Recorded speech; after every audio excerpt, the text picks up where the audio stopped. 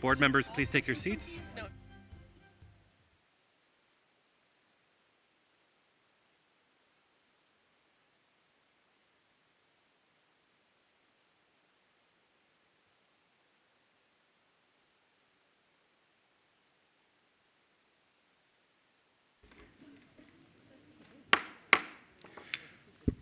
This March 7th, 2024 regular meeting of the Fairfax County School Board will now come to order. Please stand for the Pledge of Allegiance, followed by a moment of silence and the performance of the national anthem by the Cherry Run Elementary School Cardinal Singers under the direction of Pam Wilson. I pledge of allegiance to the flag of the United States of America and to the republic for which it stands, one nation, under God, indivisible, with liberty and justice for all.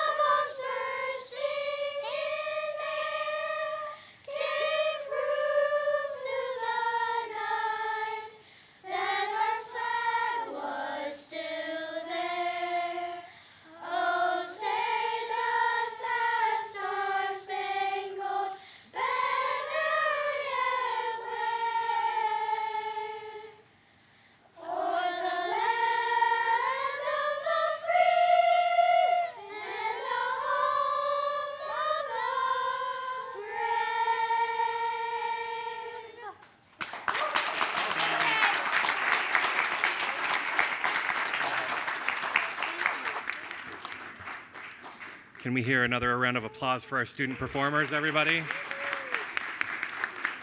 Thank you, Mrs. Wilson. Agenda item 2.02, certification of a closed meeting compliance. In order to comply with section 2.2-3712D of the Code of Virginia, it is necessary for the board to certify that since the Fairfax County School Board convened a closed meeting on March 7th, 2024, to the best of each member's knowledge, only public business matters lawfully exempted from open meeting requirements, and only such public business matters as were identified in the motion convening the closed meeting were heard, discussed, or considered by the board during the closed meeting. Do I have a motion? Mr. Moon, do I have a second? Dr. Anderson, all those in favor? Mr. McDaniel, Mr. McElveen, Ms. Sizemore-Heiser, Ms. Lady, Ms. St. John Cunning, Ms. Marin, Dr. Anderson, Ms. Anderson, Ms. Dixit, Mr. Moon. That is unanimous. And myself, that is unanimous. Agenda item 2.03, confirmation of action taken in closed. I call on Ms. St. John Cunning for a motion.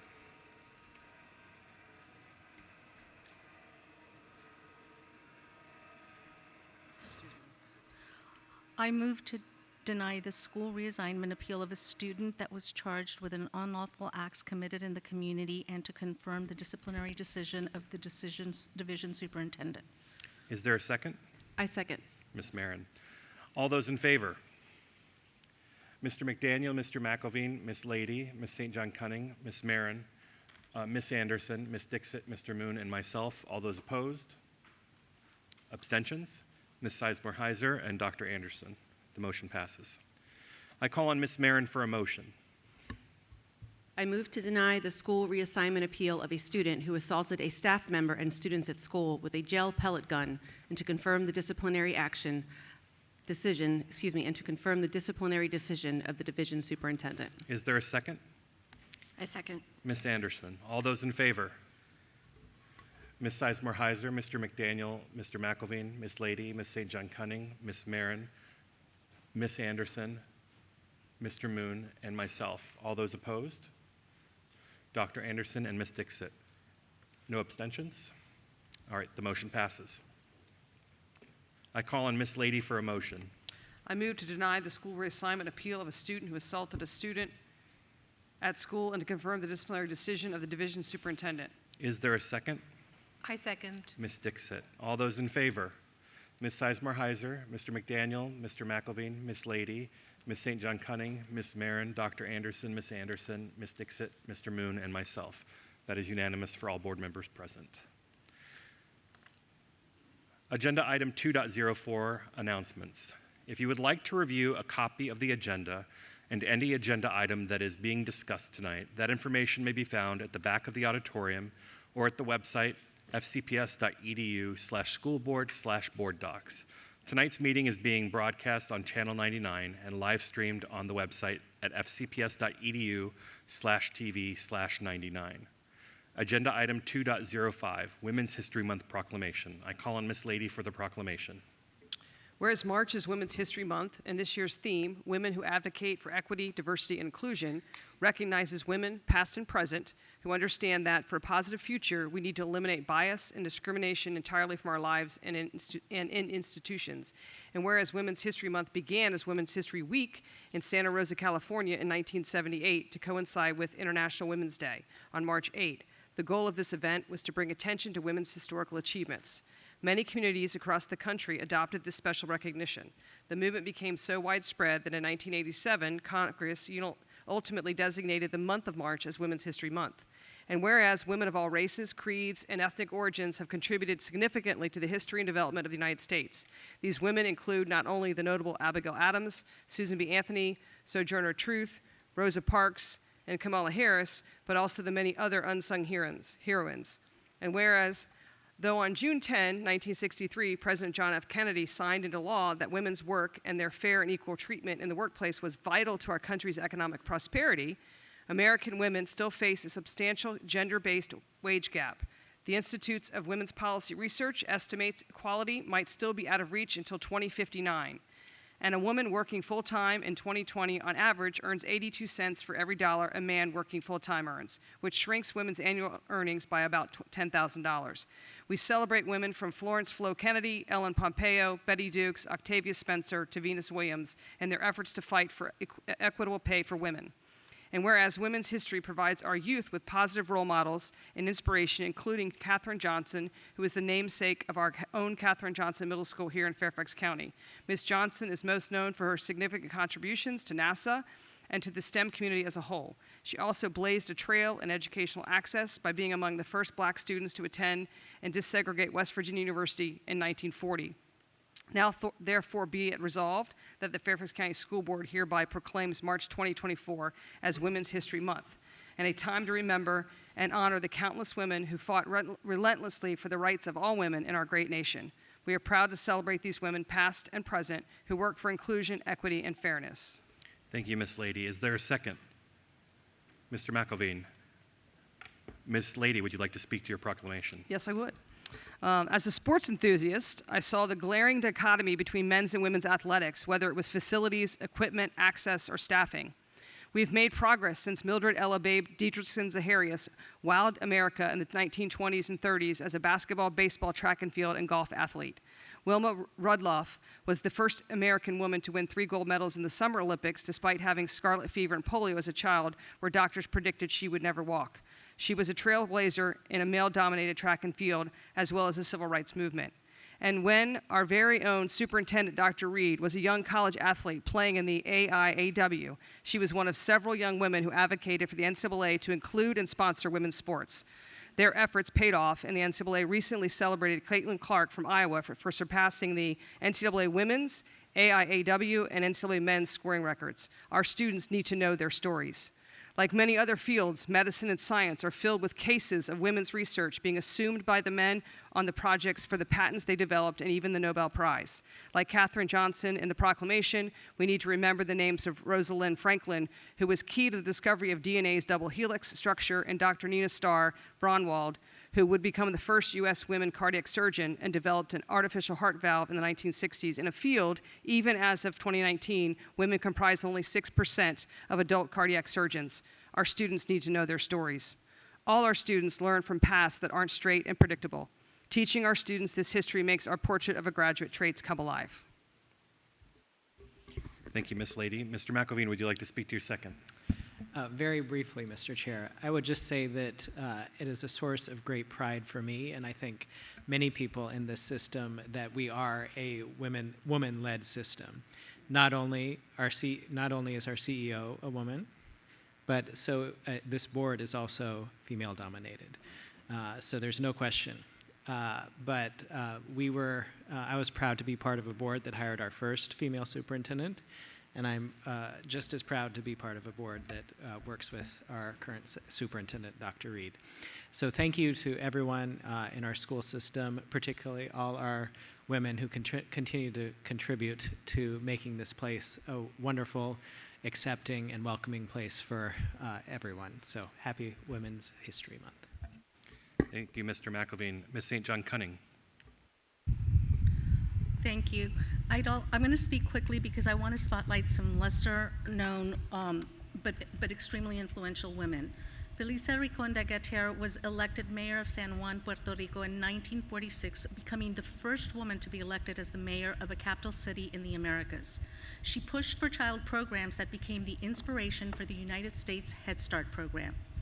Sylvia Mendez was 8 years old when her siblings and cousins went to register for school in California and were told, "We'll take these three, but we won't take those three because they are too dark," meaning Sylvia and her siblings would need to go to the substandard school for Mexican Americans.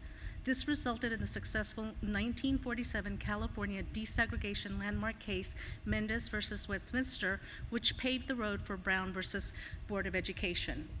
Finally, I'd like to salute my 94-year-old St. John cousin, Dolores Huerta, who has been recognized as one of the most influential labor, social justice, and women's rights activists of the 20th century. Dolores also began her career as a teacher to children of migrant farm workers, many who did not have shoes. When she asked the principal for money to buy shoes for her students, she was told, "Those kids don't need shoes." That's when she realized she could do more to help her students by organizing farm workers, which eventually led her to co-found the United Farm Workers Union with Cesar Chavez. Dolores was the driving force behind the successful table grape boycotts in the late 1960s. Since the 1990s, she has worked to elect more Latinos and women to political office and has championed women's issues.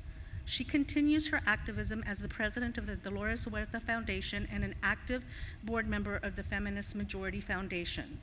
When President Obama awarded Dolores the Presidential Medal of Freedom, he gave her credit as the originator of his campaign slogan, "Yes, we can," or more famously known as "Si se puede." And I hope that all our students in FCPS have that same fighting spirit of "Yes, we can" and "Si se puede." Thank you, Ms. St. John Cunning. Ms. Sizemore-Heiser.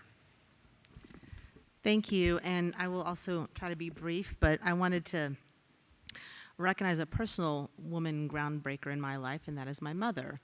So many may not know, my parents were both immigrants, but my mother, my dad came here on a scholarship and got his PhD from Stanford and then University of Oregon, but my mother received her PhD in mathematics with an emphasis on computer science in India in the 1960s, when very few women were receiving such PhDs anywhere. And the importance of this story is about women supporting other women. The reason she was able to receive her PhD is because the then Prime Minister of India, Indira Gandhi, also a woman, started a STEM scholarship program for girls to study STEM. And my mom was one of the recipients.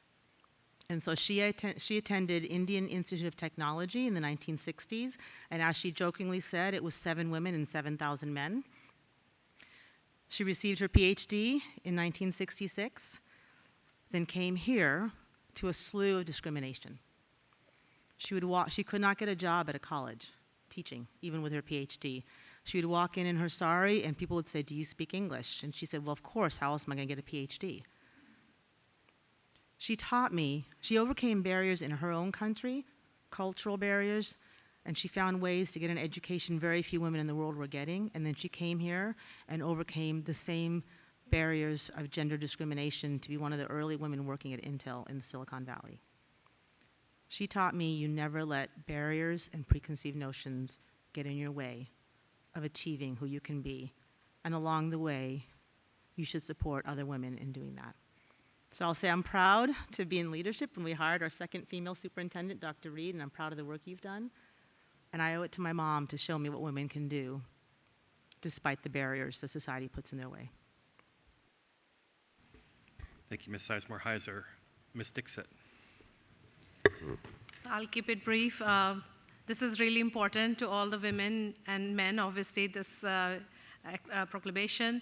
I did want to say that women empowerment is empowerment the entire race. When we uplift women, we are uplifting the entire society. This is a big cause, and I do a lot of things in my personal life and other work which is towards women empowerment. And I just want to say the two little girls in the audience, and they're here today, and I would say we are paving the path for you. We're going to do whatever we can in our power so make sure your generation succeeds and you get that equal pay and better opportunities and whatever else you would want to do in your life. Thank you. Thank you, Ms. Dixit. I will call for the vote. All those in favor? Ms. Sizemore-Heiser, Mr. McDaniel, Mr. McElveen, Ms. Lady, Ms. St. John Cunning, Ms. Marin, Dr. Anderson, Ms. Anderson, Ms. Dixit, Mr. Moon, and myself. That is unanimous for all board members present. Agenda item 2.06, Disability Acceptance National Disabilities Awareness Month Proclamation. I call on Mr. McDaniel for a proclamation. Whereas the Americans with Disabilities Act of 1990 was founded on four principles: inclusion, full participation, economic self-sufficiency, and equality of opportunity for all people with disabilities, and FCPS is committed to the principles of equity, excellence, and opportunity for all students. And whereas inclusion is an attitude, an approach, and a mindset that welcomes and facilitates participation of students with disabilities in every aspect of student life, which requires mutual responsibility for adaptation and removal of barriers so that students with disabilities have the same opportunity to participate in student life as any other student. And whereas Fairfax County Public Schools celebrates efforts to recognize disability awareness and acceptance to increase public awareness and respect for persons with disabilities, inform the public concerning their many contributions to society, ensure accessibility for persons with disabilities, encourage health promotion to increase community awareness of the needs of persons with disabilities, and emphasize the abilities and rights of disabled persons. And whereas over 28,000 and approximately 16% of FCPS students receive special education services, and research has shown that students with disabilities encounter more difficulty being accepted by their peers, making friends, and becoming involved in school and community-based activities and clubs than non-disabled students. And whereas the Fairfax County Public Schools provides innovative and individualized programs to advance the achievement and knowledge of students and young adults living with disabilities in the areas of vocational, social, and life skills. And whereas disability is a natural part of human diversity and people with disabilities have the same human and civil rights as everyone else, including the right to be included in all aspects of society, therefore we must ensure they are included in the FCPS community by increasing knowledge and understanding of disabilities, promoting positive attitudes by creating a culture of respect and inclusion, and ensuring the school curriculum and norms, events, and processes are accessible and inclusive of disability history and disability norms. Now, therefore, be it resolved that the Fairfax County School Board does hereby proclaim March 2024 as Disability Acceptance Month in recognition of the many contributions and strengths of people with disabilities and to promote an inclusive school community. And now, therefore, be it further resolved that the Fairfax County School Board renews its commitment to inclusion for all individuals with disabilities in our schools and communities. Thank you, Mr. McDaniel. Ms. Lady, or is there a second? Yes. Ms. Lady. Mr. McDaniel, would you like to speak to your proclamation? I think the resolution I read did an excellent job of getting all the points across I was going to make, so I will leave it at that. Thank you. Ms. Lady, would you like to speak to your second? Yes, I just want to once again uplift all of our students with disabilities with learning differences. Throughout my tenure in education, some of these kids taught me the most important things I needed to know, and they've gone on to do amazing, successful things. I'm extremely proud of some of the resources we have here in Fairfax County, and if some of you are not aware, we do have a special education PTA, otherwise known as SEPTA, for support, advocacy, and learning. And they hosted a conversation on twice exceptional students with Dr. Reed last night. Speaking of twice exceptional, we have 3 specialists in Fairfax County. We have Kristen Hayner, who is the nation's first neurodiversity specialist in a K-12 public school setting. We also have Nanye Aldayamija, who is Virginia's first public school twice exceptional educational specialist, and Rachel Rubio is our dyslexia specialist. I'm extremely proud of this commitment to the work and also the training that these folks are leading in our system so that all of our folks can be better aware, learning skills, and better able to address the learning differences of our students. Our Citizens Advisory Committee for Students with Disabilities Committee that delves into FCPS to ensure best practices for our system. Their meetings are open if folks want to attend. We also have many resources in our Family Resource Center.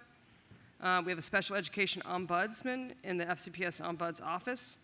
And also we have a child find team in FCPS who identify children under 5 with potential special education needs, as well as educating the community about child development and the importance of early intervention. So I'm just really proud of what we've done here in Fairfax County, and I just really honor these students. I also want to thank all of our teachers, faculty, administrators who work with our students with special needs and disabilities as they do an amazing job every day. Thank you. Thank you, Ms. Lady. Ms. Sizemore-Heiser. Thank you, and I couldn't let this one go by without a few words. And so in the combination of Women's History Month and Disability Awareness Month, I wanted to lift up talking about an amazing disability rights advocate and woman named Judy Heumann, who recently passed away. She was known as the mother of the disability rights movement in the United States. She was a lifelong civil rights advocate who believed in full inclusion.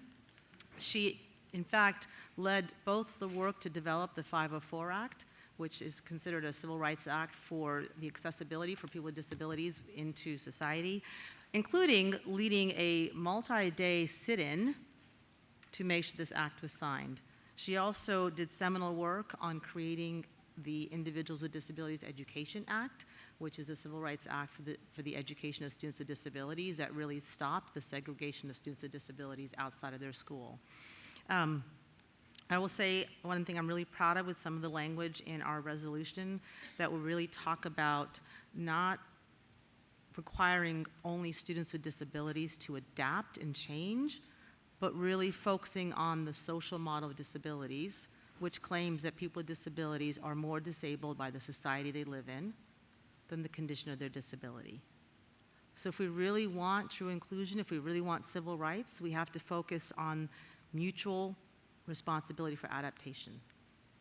We have to focus on removing barriers, and that's mindset barriers as well as physical barriers. And we have to stop expecting only people with disabilities to not be themselves in order to fit in. And we have to finally recognize that disability is a natural part of human diversity. And it doesn't mean you don't provide supports, just like you do for anybody else who has any need, but that people with disabilities have the same human and civil rights. And Judy Heumann showed us how to do that. And I hope Fairfax County can be a leader in continuing that trend. Thank you. Ms. St. John Cunning.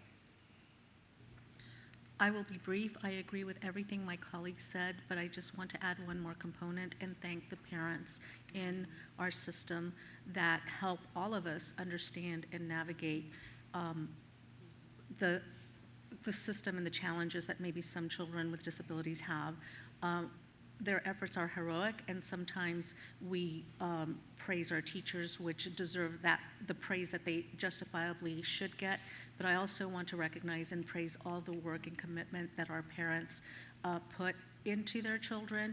And a perfect example is our SEPTA PTA, because those parents have done monumental work to help educate us and the rest of the public, and that's all parents. So I want to thank the parents for helping us. Thank you. I will call for the vote. All those in favor of the proclamation. Ms. Sizemore-Heiser, Mr. McDaniel, Mr. McElveen, Ms. Lady, Ms. St. John Cunning, Ms. Marin, Dr. Anderson, Ms. Anderson, Ms. Dixit, Mr. Moon, and myself. Will the clerk read the vote? It's 11-0, so it's unanimous. Thank For you. all present.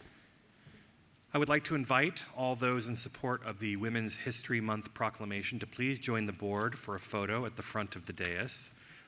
After the photo, the guests and staff will depart the dais area.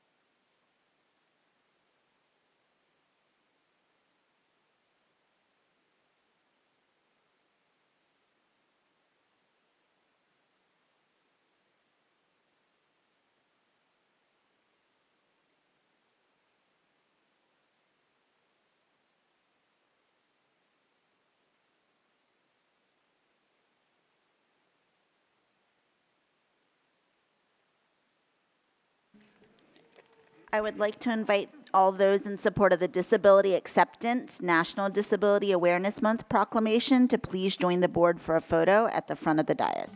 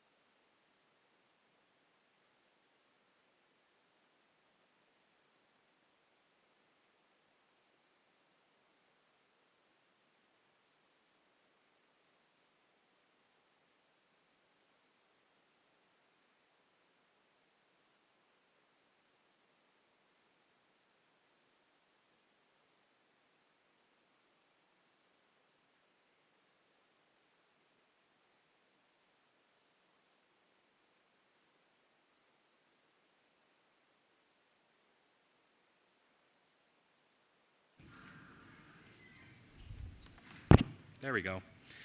Agenda item 3.01, community participation. The next order of business is community participation. We welcome all community members who are here and those who have signed up to speak this evening. Additional information about signing up to provide comments at school board regular business meetings and public hearings can be found on the school board's website. During the sign-up process, community members acknowledge they were informed of the school board's expectations for proper decorum when providing comments. These expectations are also available online and with the printed agenda and meeting materials in the back of the room. We ask audience members to be respectful of one another. Shouting and outbursts will not be tolerated. Please hold your applause until the conclusion of a speaker's remarks. Audience members may not join speakers at the podium and should remain at their seats, including when recording video or taking photos. We are grateful to those who have come to speak to us today, and thank you for your cooperation. School board members will be listening but not responding. Madam Clerk, please call the first speaker. Olivia Bradley.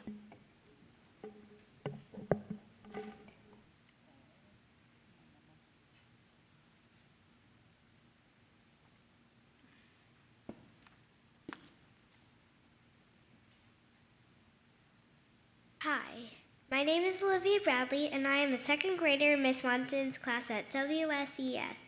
I have ADHD, and I know there are lots of other kids who also have it. Sometimes kids who don't have a disability, or as my mom calls it, a superpower, talk about it or make fun of people, and it really makes me sad. I think there should be a day at school where everyone learns about disabilities. Some kids have physical ones, and some have ones you can't see, like me. It might help kids not to be mean and learn it's not a joke. I think once they learn, they will be kinder. It is important to be kind and accept people who are different from you, because everyone has feelings and emotions. I'm learning to regulate my emotions, which is why I am always late on Tuesdays, because I go to therapy with Miss Avery.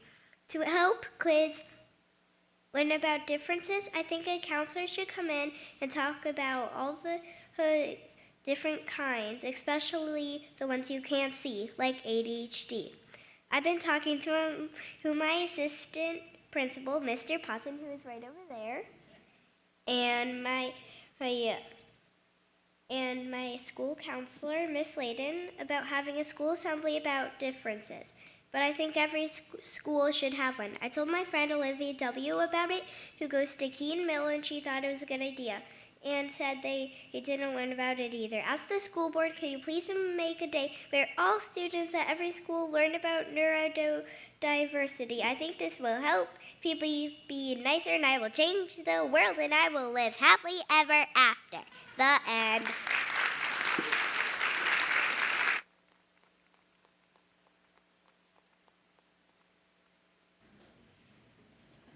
Patrice Goach.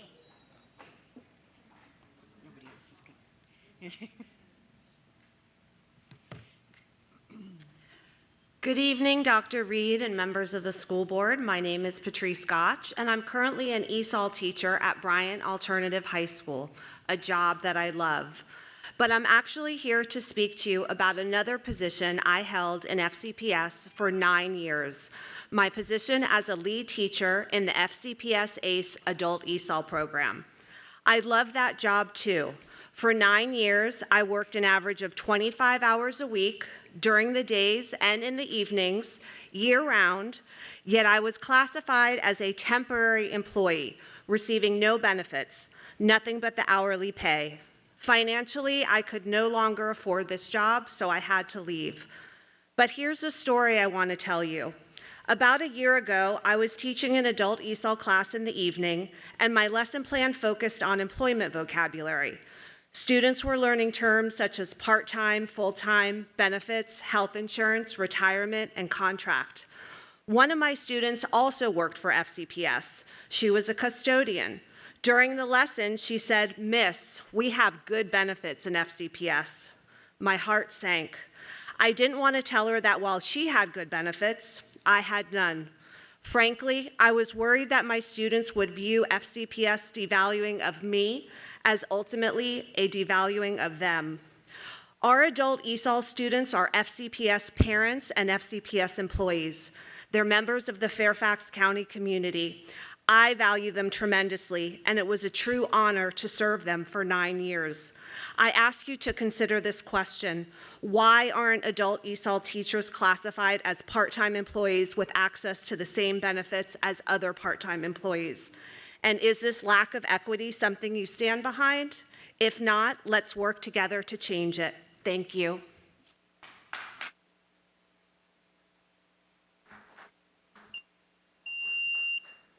Lawrence Webb.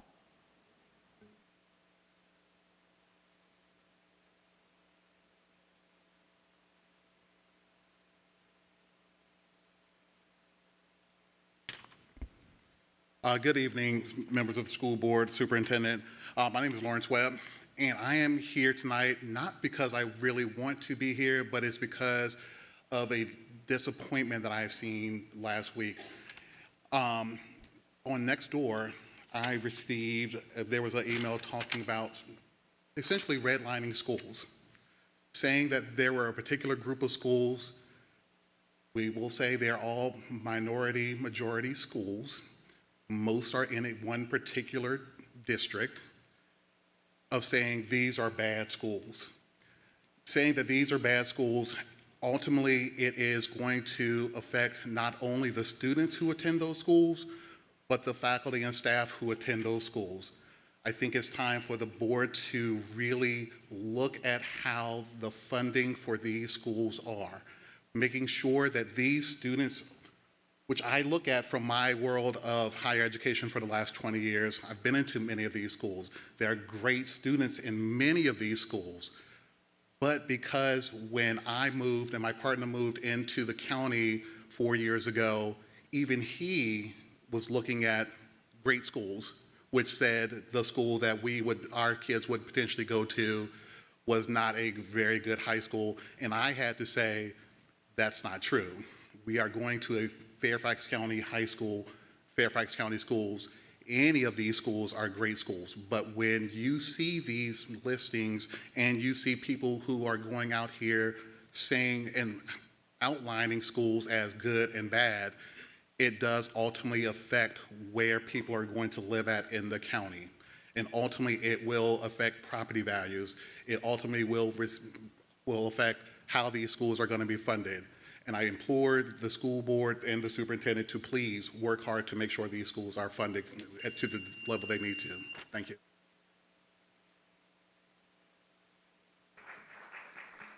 Chair Frisch, that was our last public speaker. Thank you. Agenda item 4.01, Student Representative Matters. I call on Ms. Kareem. Thank you, Mr. Frisch. Good evening, everyone. Last week, I had the privilege of attending a 2-day equity symposium for equity leads from elementary, middle, and high schools. It was a remarkable experience fostering connections and gaining insights into their personal goals at their respective schools. A pivotal aspect of the event was the SEALS Talk, where student equity ambassador leaders, known as SEALs, shared their perspectives on various equity issues. About 10 students spoke, and their diverse viewpoints were truly eye-opening. One example was their exploration of how student treatment varies across different high schools, a discussion that was very insightful. A student from a secondary school highlighted the inequities in her educational environment. Her narrative revealed that her school primarily offered military and trade opportunities, reflecting a narrower focus on vocational paths, while students from other schools discussed a much broader range of academic and enrichment programs. She also noticed the frequent presence of military recruiters at her school, while other students from different schools discussed the complete absence of them. Furthermore, they discussed a significant lack of awareness among students regarding various resources and services available to them. Students are often uninformed about the availability of free telehealth services like Hazel Health, the presence of therapists in schools, and access to tutor.com. Even when students are aware of these resources, there's a lack of motivation to utilize them due to the lack of understanding of the benefits they can provide. Remarkably, it was only last week that the SEAL students from the Mental Health Committee learned about the telehealth services offered by Fairfax County. If our district is partnering with this service, it raises the question of why these resources are not being effectively utilized. Awareness is crucial in this regard. Even for academy classes, the primary way students become aware of them is through informal channels like word of mouth from friends, rather than official communication from the school system. The same applies to online class offerings, such as the availability of AP or IB classes online, or the internships or certifications associated with academy classes. There seems to be a lack of widespread awareness about these opportunities, and improved communication strategies are needed. Fairfax County offers a wealth of resources, but greater efforts need to be made to make students aware of what is available to them. As Gen Z students, we may not be as receptive to lengthy emails or presentations as methods for distributing this information. Instead, concise messages delivered through these social media platforms we frequently use would likely resonate better. Even just quick updates from our guidance counselors highlighting available resources could make a significant difference in raising awareness. And yes, the details may exist on the FCPS website, but that needs to be effectively communicated to students through channels we actively engage with. It should not fall upon students to proactively seek out these opportunities on their own. That places an undue burden on students. Rather, the responsibility should lie within the school system. This issue ties in with school websites. Every school has their own sub-website under the FCPS domain, and evidently the setup will vary across high schools, middle schools, and elementary schools. However, it is inequitable that some schools have a more user-friendly layout compared to others, whether it pertains to course selection, academy information, or even lunch information. By centralizing and standardizing the format of these websites to align accordingly, it would tremendously benefit students navigating and accessing information on these platforms.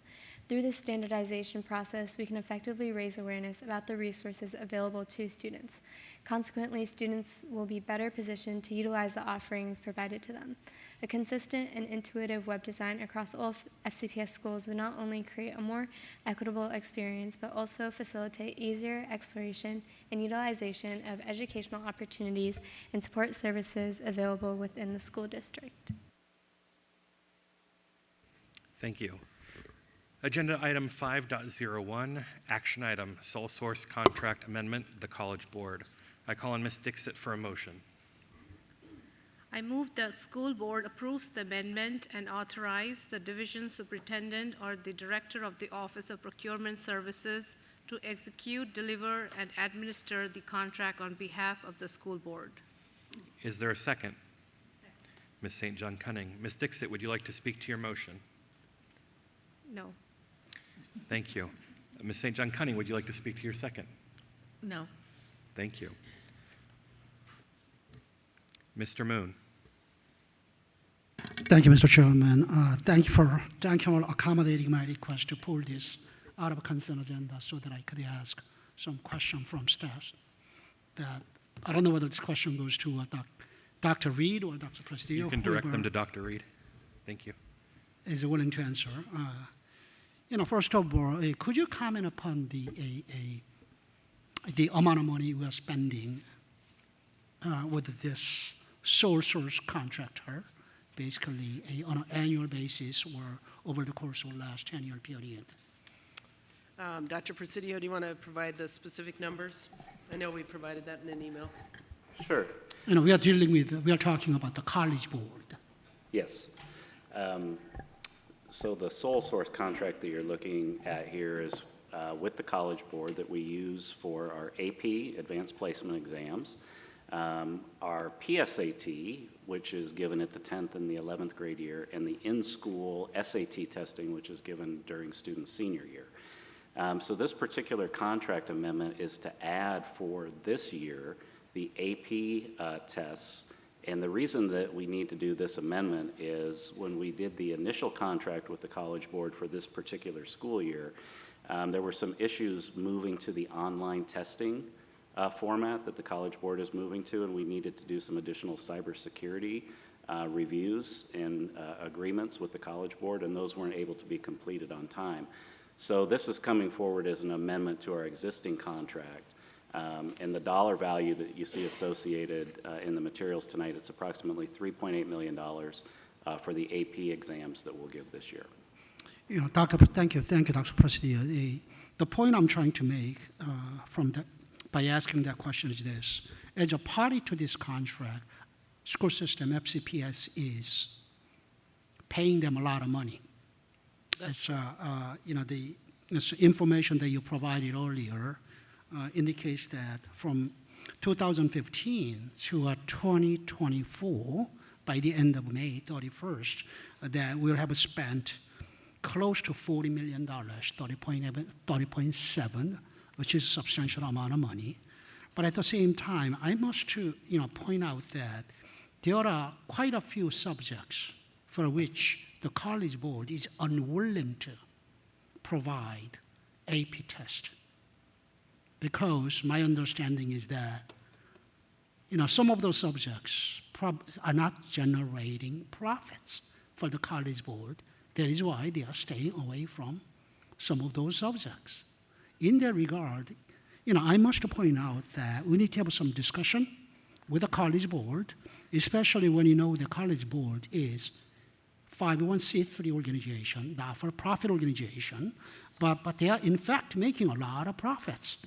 If I give you some of the figures, other than 1 year during the pandemic, which was back in 2020, that was the first year of the pandemic, they were making profits in excess of $100 million each year.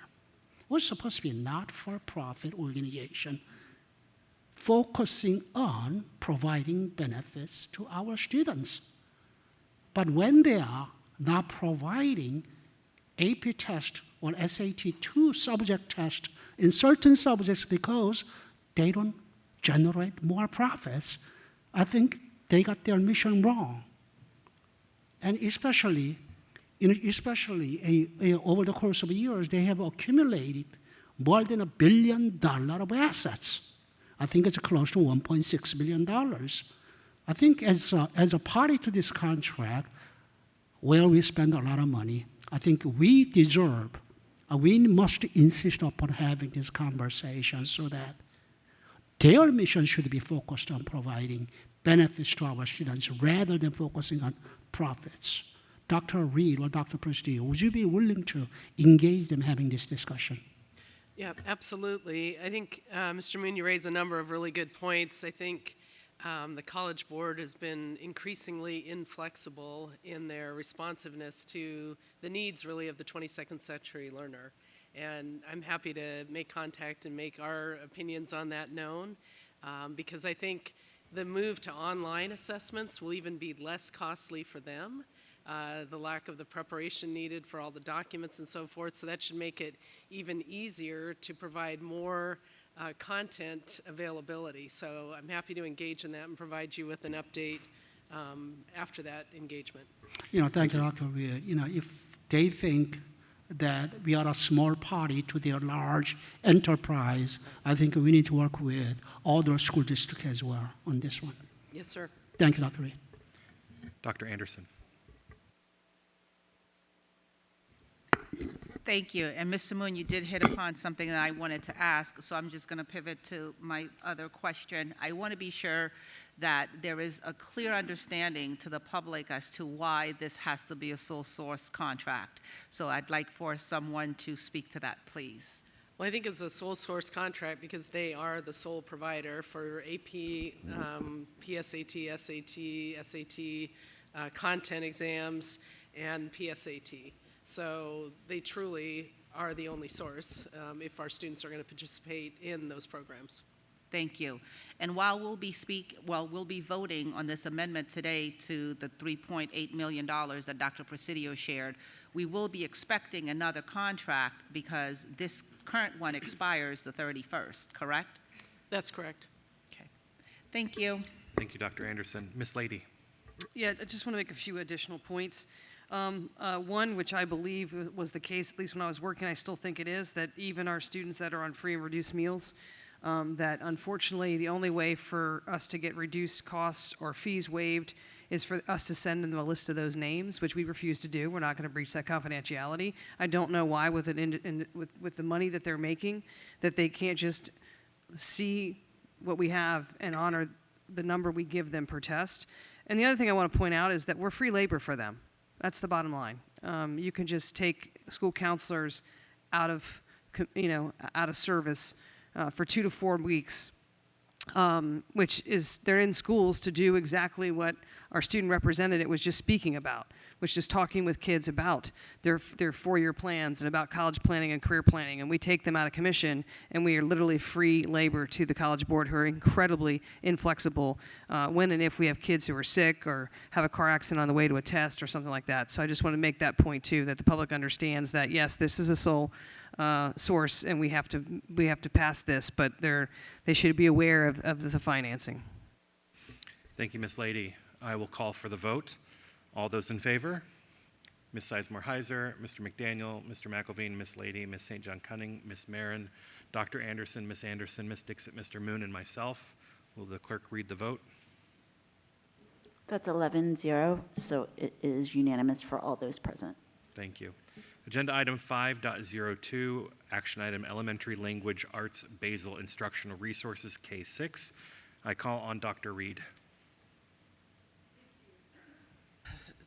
Thank you, Mr. Frisch. Are you expecting the presentation at this time on the, okay.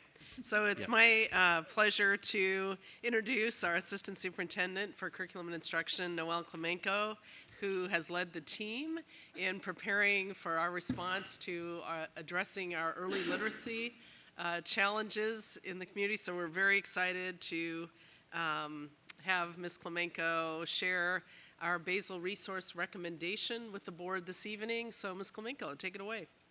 Thank you, Dr. Reed, and thanks to the school board, and good evening to all of you. Tonight is an exciting night. For some of us, we've been on this journey for a few years. It was October of 2021 when the school board made a commitment to shifting the literacy practices in FCPS, shifting from balanced literacy to what we were referring to as the science of reading. It's more, it's now kind of been called EBLI, which is evidence-based literacy instruction. So if you want to be cool, you're going to say EBLI instead of science of reading. But in general, we made that commitment in 2021, and here we are tonight with the opportunity for you all to approve a basal resource.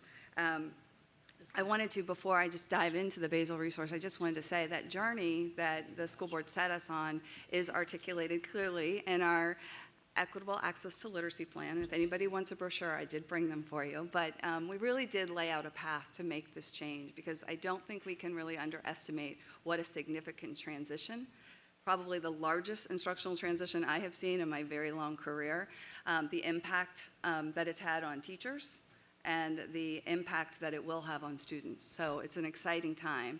And tonight marks really a huge milestone, not only for a milestone for our EL plan, but for also the Virginia Literacy Plan, Virginia Literacy Act, which I'm going to start to just share a bit about here at the beginning. I don't think I have a clicker, do I? Great. So just for your reference, this basal adoption is part of a bigger requirement that was set out by Virginia. It's called the Virginia Literacy Act, and it has several components to help us align our practices to EBLI. And the first act came out in 2022, which only really encompassed K-3, and then in 2023, they added on 4 through 8. So sometimes when we're talking about this tonight, or if you hear about this work, it's very piecemeal from VDOE, because they are trying to do a lot of things at one time. So it could get a little confusing, but I'll be happy to try and clarify. One part of the VLA, it's multifaceted, things that we'll be required to do come fall, is the adoption of an evidence-based core program, and that's what we're here to talk about tonight.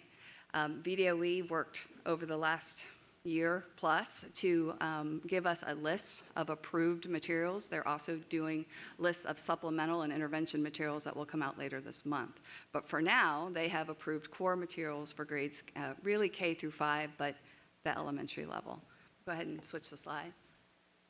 So what does this mean for us? So when FCPS adopts a basal resource, we have a regulation that covers the whole thing, Regulation 3004, which usually starts with an RFP. But because Virginia put out a list and required us to choose off of this list, then we were able to kind of skip the RFP process and go right to the vetted materials.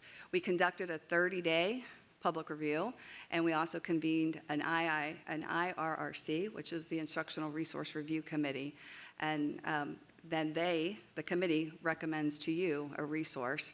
We've also looked at cost proposals. I will kind of expand a little bit on the public review and the IRRC in this presentation. We also have already done some preliminary work to ensure that the resource being recommended by the committee does meet all our IT and security review, because we would not want to get to the end and realize that we could not implement. So we have done that pre-work. Next slide. So just to kind of give you a sense of where we've been, for those of you who've been on the board for a while, we had a whole nother thing, but we're not going to talk about that other thing tonight, because we might as well just start with where we are, right? Where we are is June 2023, the Board of Education Virginia came out with the list, and we were all waiting. What's the list? What's the list? So once we got the list, it only really involved K-3. But we asked all of those vendors to said, send us K-6. We're not going to piecemeal this and think about this. We want to go ahead and start looking at things more broadly. We put things out for a 30-day review. We brought the IRRC together, and then we waited because we were told they're coming out with another list, which may have more K-3 and some 4-5. So they came out with another list, and we did the whole rigmarole again, another public review and another IRC. But we got there. We got here, and we're here tonight. And so we have cost evaluations, and we're here tonight to seek your approval. Next slide. So I'm not going to read all this to you, but basically, as I said, we had to go through 2 public reviews. Public review is a time for anyone in the community to give us their opinion. To take a look either in person. We have the materials at Pymmet Hills with Saturday hours and nighttime hours. We also put everything online so people can take a look, at least get a real sense of it. And we provide the hours, and then we bring back all those recommendations, and we bring those recommendations to our committee. So when they're looking at it, they're not just seeing what they're seeing, but they're also hearing from the community. Because we had 2 sets of resources, we did that twice. Next slide. The IRRC, the Instructional Resource Review Committee, is an incredible part, and you all are getting an education tonight for those of you who are new to this. This is the same process we go through with all basals, and this is just the first one for this board. But the IRRC first started meeting, well, before that, it is a board-approved committee, right? And it's made up of 60% teachers, 20% school-based administrators, and 20% community members. And all of the board members have an opportunity to put someone forward. And then we work with our region assistant superintendents, and we also solicit applications from teachers. So it's a very large group of people, and all regions are represented. The diversity of Fairfax County is represented, and we really are very intentional to ensure that we have different school sizes, different demographics, that we have ESOL teachers, that we have special education teachers, and that we have teachers of advanced academics. So we're very intentional to make sure that we have lots of voices around the table. Next slide.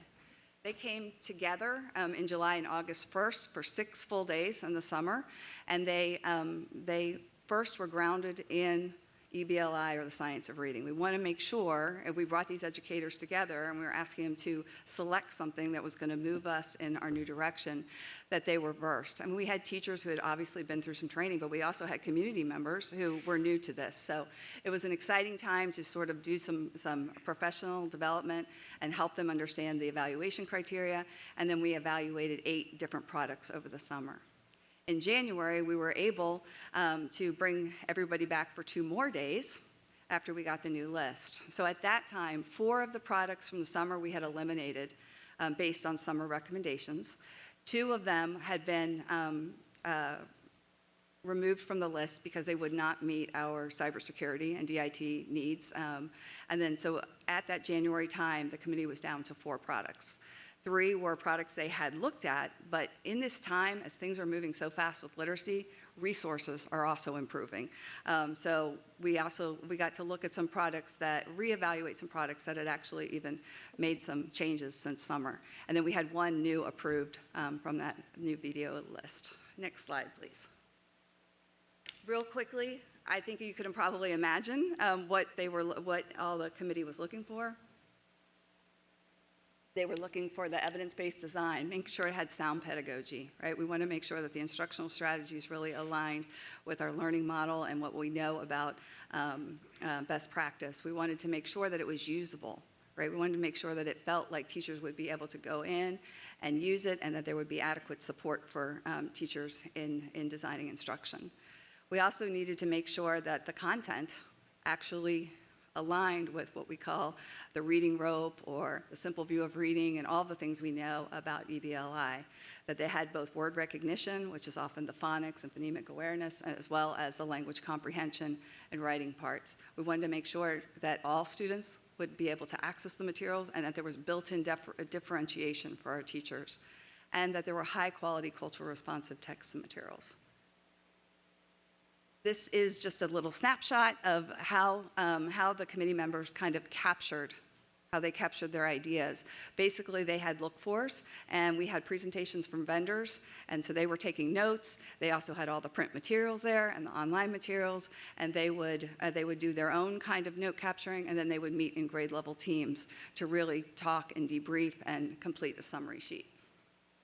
Next slide, please. After that, after all the presentations, we brought all the groups together and we tried to find out, are there any things that we say, no, this will not work in Fairfax for a variety of reasons. So we would eliminate those. Then we would look at the products vertically. And then finally, the teams made their final rankings and recommendations. Next slide. So without further ado, there was a lot of build up to the product that we chose. It's called Benchmark Advance Adelante, but mostly we call it Benchmark Advance. This product, I'm going to talk about why we picked it, or why the committee picked it, I should say. Have the next slide. So what was some of the rationale that the committee used? That there was strong differentiation and cultural responsiveness. This, it's a hallmark of Fairfax County to ensure that the materials that we use with students are culturally responsive and that all students can see themselves in the materials. So that was a big piece of what people were looking for. Another thing that stuck out about this is the alignment to LETTERS. LETTERS stands for Literacy Essentials for Teachers of Reading and Spelling. It's a training that we've put more than 1,000 teachers through. I say that because it is grueling, but people love it. It's really the content of EBLI, really helping teachers know what to do, and that it was aligned with the Virginia SOLs. Part of our change, which isn't really a change at all, is really ensuring that our instruction has a strong knowledge building. We often, when we talk about EBLI, everyone talks about the phonics, and certainly that is a big part. The word recognition is a big part of what we're doing, but we also want to make sure there's strong knowledge building across literacy. And these materials really have a lot of connected text examples, phonics building, foundational skills. The other parts we liked includes ELD resources aligned with WIDA, so these are built into the core materials, so we have things ready to go for our ESOL students. And aligned assessments to track progress in real time and built in Tier 2, so there's a lot of things built in. One thing that we know is that we have a continuum of teachers in our classrooms, and a lot of teachers are asking for things that are more ready to use, right? Things that are organized, things that are connected, things that they can just take and use with kids. Now, that doesn't mean that they don't have to be responsive, that they don't have to look at data, and they don't have to know their students. I don't mean any of those things, but once they have that data, things that are ready to go, that they're not spending time creating, they're spending time making those connections with students and to students with the learning. So engaging books for students, and as I said, easy to use for teachers. We're going to move to the next slide. The Benchmark Advance has the third-party endorsements. Wasn't really part of our committee work, but we do want to make sure that when we go to outside sources, we're not finding things that are deficits that perhaps we missed. Next slide. There are a lot of videos here, and I promise you we're not watching any of them, but I wanted to put them in because sometimes the community wants to just click on a video and watch something quick and not read through all the slides, but just to give a little bit of sense and maybe for some teachers watching, a little excitement about what's to come. Next slide. One of the things that Benchmark has that we're very excited about is they have some additional supplements that we can purchase. And Dr. Reed has made it clear to me that we need to make sure we're not shortchanging the teachers. We're going to buy something. We need to buy what they need to do an excellent job with all of our learners. And what you see up here is a list of things that Benchmark provides that we have been looking at to add on to the core materials. I won't go through all of them, but a couple I want to highlight. Benchmark Express are some English language development program. So it would be used a lot by our ESOL teacher, but it's completely aligned to the core program. So the kids won't feel like they're going here and then here. It is aligned and supportive for that language development. So I think that's going to be awesome. We currently use Benchmark Hello for our newcomers, really to help them with of just adjusting to being in our schools. So that's a great program that we're going to continue. We are able to add some pre-K, even though the adoption is really going to be K-6. This will be for, we're going to add alphabet animal friends for pre-K. And you see there's some other things there that, some interventions and things that we'll also be able to add. Slide. 1 second. I want to be clear that no basil is perfect, no product is perfect, and no product is going to do us any good unless we really help prepare teachers to use it well. And so we have a plan to really, first of all, get these materials to teachers as soon as possible. So should we have approval tonight from you all, we will be moving to the contracting phase and bringing the contract back here, for your approval. But we are getting the wheels of professional development starting, getting this in front of principals, getting early access, getting these materials to schools before teachers leave, and having a 3-day summer literacy institute. Now, we are asking all teachers to attend, but we also know all teachers can't attend in the summer, right? So we are compensating people for attending this summer for the 3-day. The training, if teachers cannot attend, we are kind of breaking that out, and we will work that in through the school year the best we can, and we know that we're going to have supportive colleagues. I will tell you we are over 50% of the teachers have signed up, and we believe that we have some encouragement. We've recently raised the hourly rate from $15 to $25 an hour, and we think that will help bump up and encourage a few more people. It's pretty hard to even get daycare for $15 an hour, so we're hoping that that extra money will encourage. So we have a lot of things, and I'm not going to read all this to you, but we do have not just a summer PD plan. The one thing you can't do is launch a basal and then forget it. We are going to have care and feeding of this for quite some time as we support teachers with we have not had a basal in over 20 years.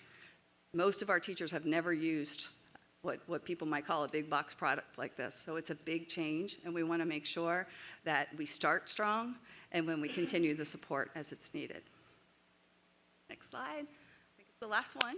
So what you can look for after tonight's vote, and after your questions and after tonight's vote, we'll have an opportunity to bring the final contract back to you later this spring to make sure everything's set. But one of the questions that's come up a lot that I'll just address is, where is this in the budget, right? How come we didn't see this in the budget? Well, we were supposed to purchase this 2 years ago. We were supposed to purchase a basal 2 years ago, and that's when the state passed the Literacy Act and let us know that we had to pick off their list. So we paused, saved the money. Dr. Reed was very proactive last year and said, you're not going to have enough money, and some money was set aside last year. So we feel very confident that we do not have to ask the school board for any new funds thank you, any new funds to make this purchase, and we're very excited. And that would include not only the purchase, but the professional development. And that is the whole presentation. Thank you. All right, before we go to board member questions, just so everybody knows what we're going to do here, it's a little unusual. We're going to have board member questions for the presentation, and then we're going to vote on the item that was on the consent agenda as a standalone action item. You don't need to speak now if you don't have questions. If you want to speak to the actual motion, you don't need to speak now. If you do have questions, now's the time to speak, and I'll start with Dr. Anderson. Thank you. Thank you for this presentation. I think there's a lot of excitement around that in our community that have been waiting for this information, but I'm going to drill down in the essence of time with my questions. What can parents expect? Because as you mentioned, we've never had a basal in Fairfax County. Mm-hmm. Will there be a text that comes home? Will it just be all digital, as I know some resources are currently? Can you speak to that a little bit, please? Yes, I can. And just so you know, if you all ask me anything too hard, I do have my language arts coordinator online, so I can phone a friend, but I think I got this one.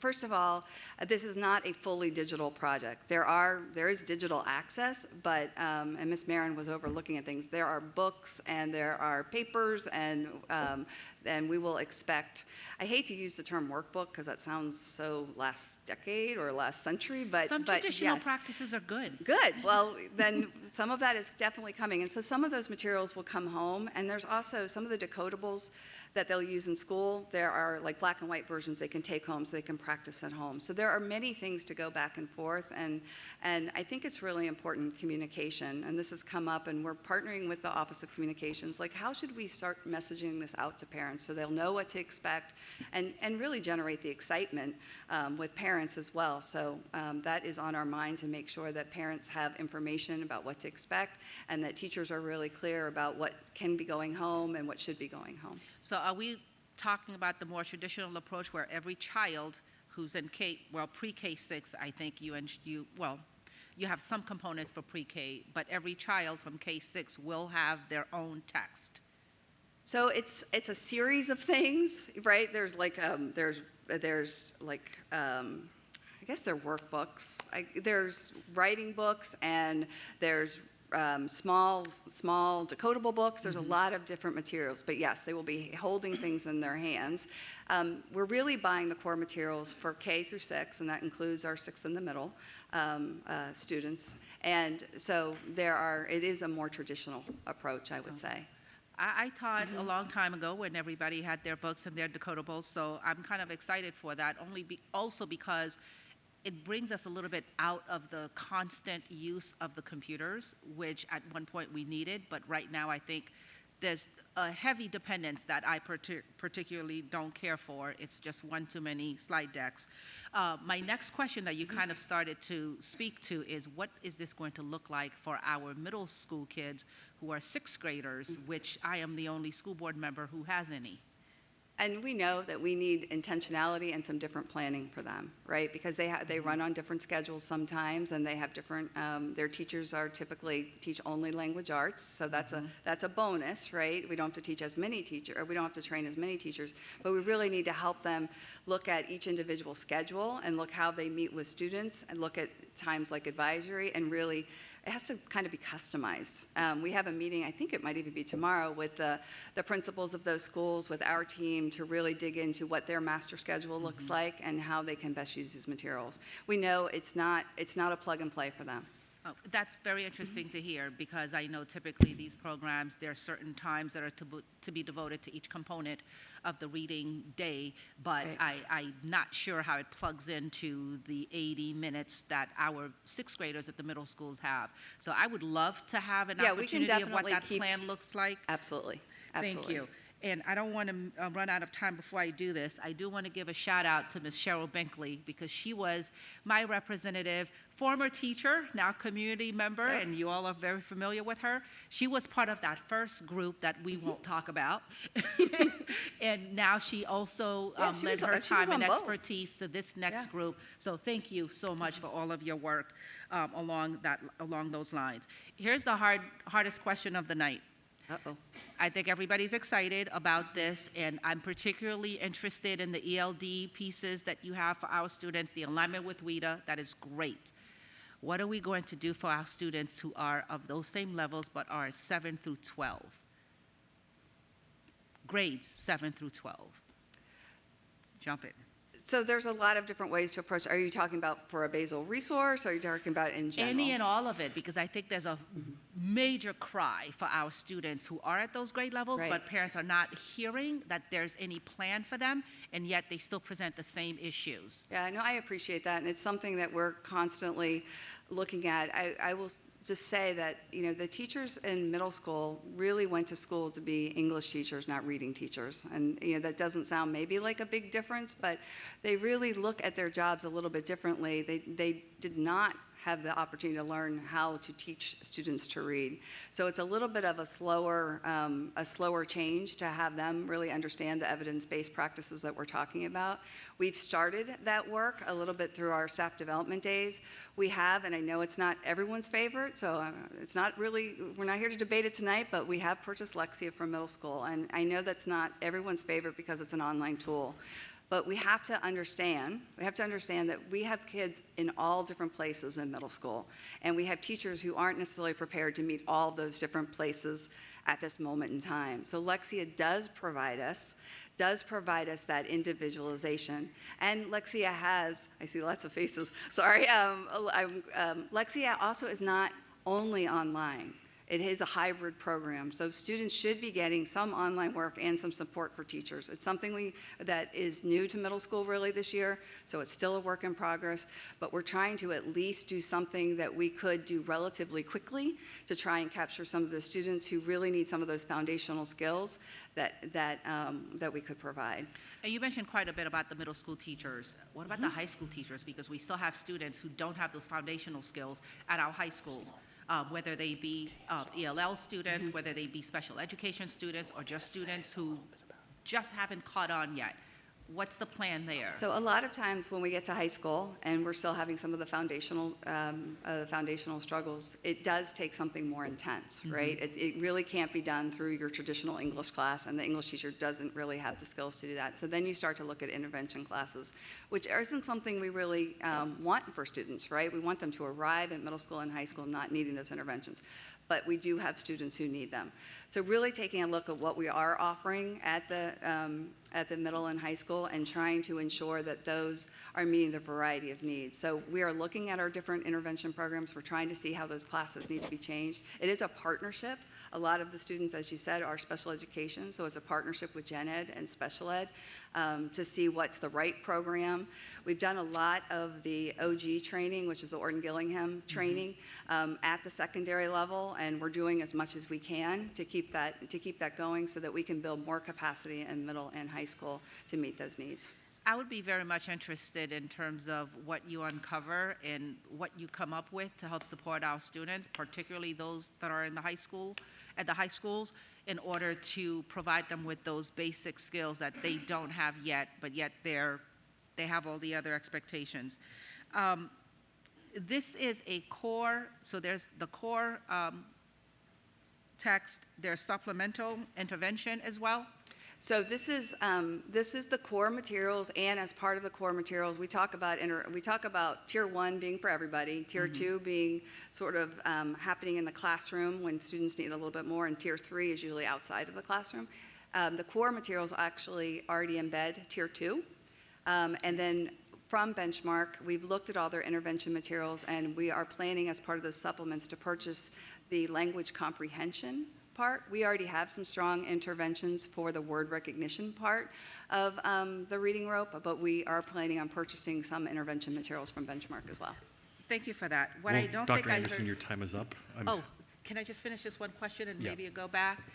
What I didn't hear in that part is the challenge materials. What are the extension materials for our students who are already working at high levels? Yeah, so a couple things. One is there are built-in materials. That's why it was very important for us to have teachers that work in our advanced academic centers and some of our advanced academic resource teachers on the committee. So some things are built in, but we will also be supplementing with some of our current materials that we use with advanced academics. But again, it's about really helping figure out how that fits together and not asking teachers to figure all that out. Thank you. I could go back. Thank you, Dr. Anderson. Ms. Anderson. So you mentioned Lexia. So I had to speak up, but I have two questions for you. Actually, I have two. You know I'm not a fan. We've talked a lot about the fact that I believe that it's not being consistently implemented, particularly at the middle school level. I say that anecdotally, that it's not, and this, particularly for our students that have gone through advanced placement classes, it's just not at the level that's maybe necessary. And so that is something that I would like us to continue to keep looking at to make sure that it's being utilized. It's also being utilized maybe inappropriately at the elementary school level too in certain schools. And so I would love to just see us maybe look at how much time our kids are spending on Lexia, use those IT resources that we have to kind of get user data so that we can get some more information about that. The question that I did have about the basal resources, and I know, and from what I understand, and Ms. Eismerheiser can probably speak to this much better than I can.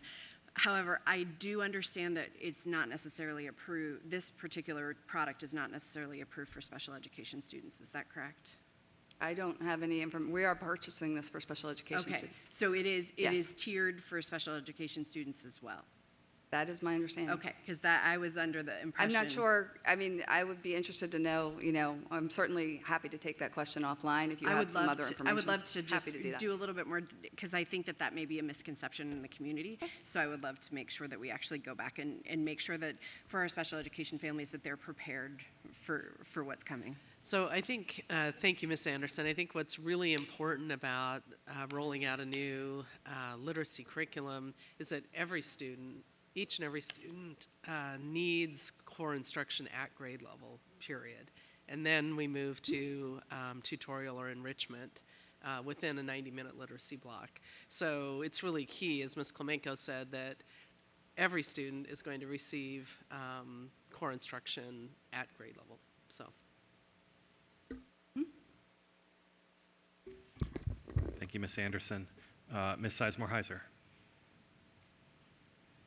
So a couple things. I really appreciate, I'm very excited, having been on the board that voted to do this in 21 and then watching sort of impatiently through all the pauses while we waited for the state to come out with their materials. I'm really excited to see that we've purchased these materials and ready to roll this out. So thank you for all your work and patience on this piece of it.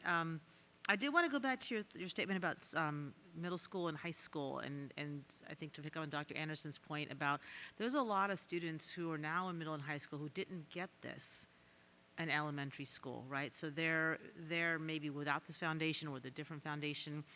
And I heard you saying, we can address some of this in sort of the intervention classes, and you probably know where I'm going with this, but we really can't take an elective away from an entire generation of students to put them in intervention classes. And I hear that, English teachers at the secondary are trained to teach English, but I think we maybe need to rethink some of that if we have a generation that maybe didn't get this when they, could have, because we were focused on something else at the time, and a lot of the country was. So how are we going to maybe provide PD so some of it is embedded in those English classes? How are we going to better utilize the intervention block as opposed to an elective? That's my question for you on these pieces.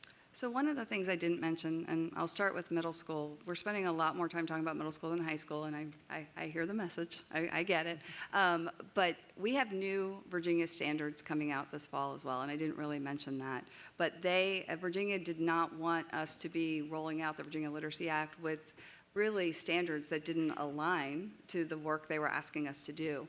Unfortunately, that means we don't get a crosswalk year. We have to hit the ground running. And the new standards really, I think, are more intentional around the foundational skills, especially at middle school. I think that will help us move the teachers in that direction, for sure. And I haven't looked at the high school standards as much, so it will be interesting to look at it with that lens. The idea of intervention isn't new, right? We have intervention classes at middle school now for reading. We have all sorts of different programs. There's different varieties, different flavors at both middle and high school. And what I think is important to do is really look at what we do have and make sure what we have is aligned with what we're doing now. And we need to do a refresh. But unfortunately, and I know nobody wants to hear it, but it does take a little bit of time to make those rollovers and to train the teachers. So we are looking at it, and we are trying to move as fast as we can. I think it's probably about trying to figure out what is, if the house on fire, what do you grab first? Like trying to figure out where to start. I know we have some interventions that special ed has been working through new approvals, so I haven't seen what those are yet through that RFP process. So I think it's about looking at the interventions and where we can deliver them best. So I'm glad you said that. That led to my next question, and I think it's going to pick up what Ms. Anderson said. I'm kind of picking off the Andersons over there. But the question I have is, I think the question is really, as special ed looking at their materials, how are they in line with the materials, the basal resources that we've just approved from the state, especially for those self-contained students who are on the ASOL curriculum, right? Like, how are these materials being either adapted or aligned with what special ed is doing? So it's not special ed is picking these materials and these are the K-6, especially for those self-contained ASOL students, but really all the self-contained students. So we are buying these materials for everybody, right? And our special ed colleagues have been in the boxes with us and trying to, they really need to look at those and see how they're going to be adapted, to work. The interventions I was just kind of mentioning are really tier 3 and sometimes sit outside the tier 1 and tier 2 and this resource. But the intention is, because when we picked these, we were intentional to have special ed colleagues as part of that process, and we've had them, we have the materials, they're in the boxes, and we're trying to figure out what's the best way to do it. I mean, it's the best answer I can give right now because we literally are just weeks in, but the intention is for everyone to be able to use the materials and for us to adapt the materials as needed, but that everyone is aligned in sort of the units and what we're doing. Thank you. And I guess the question I would ask is for those tier 3 materials that are maybe being RFP'd right now, to make sure those are not just aligned with, but consistent with these materials. I don't know where that crossover is from the teachers of the Cat B classes in picking these materials and making sure that we're not kind of having two tracks in that alignment too, and the consistency of the type of education, even though they may be, modified, right? There's modifying these materials, and then there's picking tier 3 materials. Right, they may not be modifying these materials, but separate materials, but how are we making sure those are still in alignment with the science of reading? Understood. Yeah, the alignment to science of reading and is critically important. Yes, I would just say that maybe having some crossover the other direction too, right, on the special ed groups, and maybe you're already doing that, might be helpful too, to make sure. Oh, yes, we do. We have people who sit in the RFP with the, is that what you mean? Yes, absolutely. Yes. And then, I agree with Ms. Anderson on Lexia. I think it is an implementation. I will say I think it's maybe as it's gone from being used, I think in more the special ed setting to more generally, some of the implementation has gotten inconsistent. So that might be something to look at. Yeah, I mean, I will say and happy to share with the board. I mean, we have some excellent data that Lexia is really helping a lot of students. I do not disagree that implementation is always a challenge here in Fairfax, and middle school especially is a challenge around this. So we continue to work on it and always open to hearing specific feedback. Thank you, Ms. Sizemore-Heiser. Mr. Moon. Thank you, Mr. Chairman. Thank you for the presentation. I have a couple of budget-related questions since we're in the middle of budget season. That I'm glad. I'm glad to hear that Superintendent foresaw this coming and set aside additional money the last year. And initial funding came from a couple of years ago after the prior board decided to go this way. However, my question has to do with this. At the time the prior board decided to do this, there was an option on our part. There was no Virginia law requiring us to do this. That the Virginia Literacy Act came only in 2022 and 2023. That's a subsequent prior boards taking on action. Correct. So the point that I'm trying to make is when the state legislature passed this new law and expanded it in 2023, did they really understand about a financial implications of requiring something like this? I mean, I take my understanding is that they gave us one-time funding, grant money, of $5.6 million, but the cost of doing this well exceeds 5.6. Am I wrong? No, that's correct. By how many folds? Is that something that you can talk about? How many boards? Folds. How many times? Oh, how many folds? I think it's in boards. It's quite a bit more. I haven't seen the current final contract. And we don't have a final contract yet. We do early negotiations just to make sure we would be able to afford it. But we're anticipating it will be some, for the product itself, around $25 million. So there's a huge gap between what Fivefold. Yes, what the state is funding. We are only getting about 20% of what ultimately may cost us. Right. As part of their All in Virginia money, they said that we could designate a certain amount for literacy, and for us, for Virginia, that was $5. We don't have to spend it on the basal, but on anything, related to this act. I think there's another thing we need but to point. It doesn't even begin. I mean, we have a lot of needs. There's a lot of things happening around literacy. All the teacher training beyond just beyond the basal resource. Correct. Yeah. So I'm gonna ask you a question about that too. You said 3 days of professional development. It sounds like if it's $25 per hour, if you put 8 hours, that's $200. 3 days is $600. I don't know how many teachers we're talking about. 5,000? If everyone were to come, because we do include special education and ESOL teachers now, it's close to 6,000 teachers. Close to 6,000, okay, all right. Is that already counted for in money set aside, Yes. or? Yes, it is. Thank you for doing that. Again, thank you for seeing us doing that. But at the same time, I think this is another thing that we need to point out to our delegation, if not the entire General Assembly in Richmond, that whenever they require something for us to do, that has consequences, that affects us, affects our bottom line. Absolutely. Thank you. Thank you, Mr. Moon. Mr. McElveen.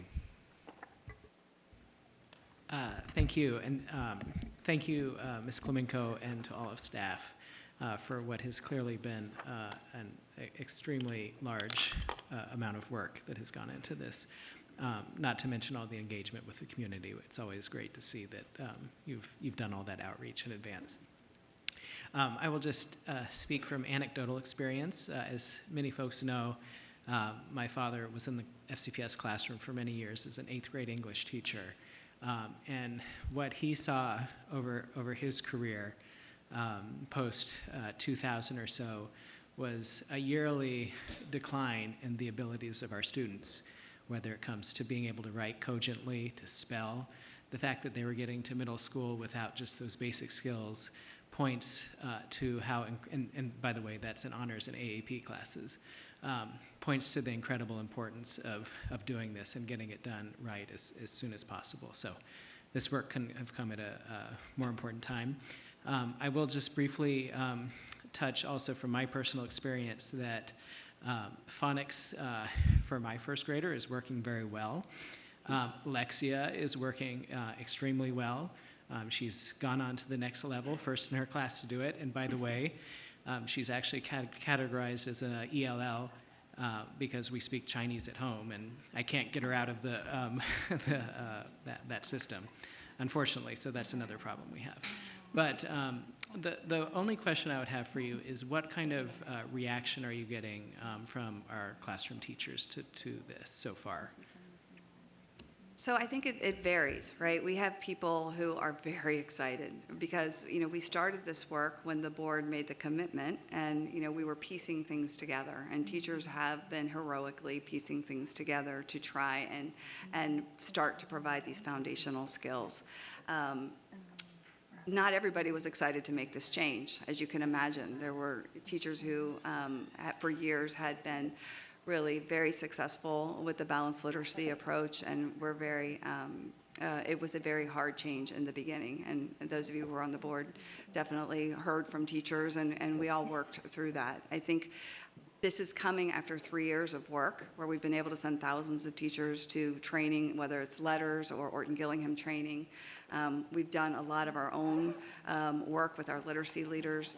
So I think we're ready for this, right? We're ready. We've got enough, we've built enough momentum.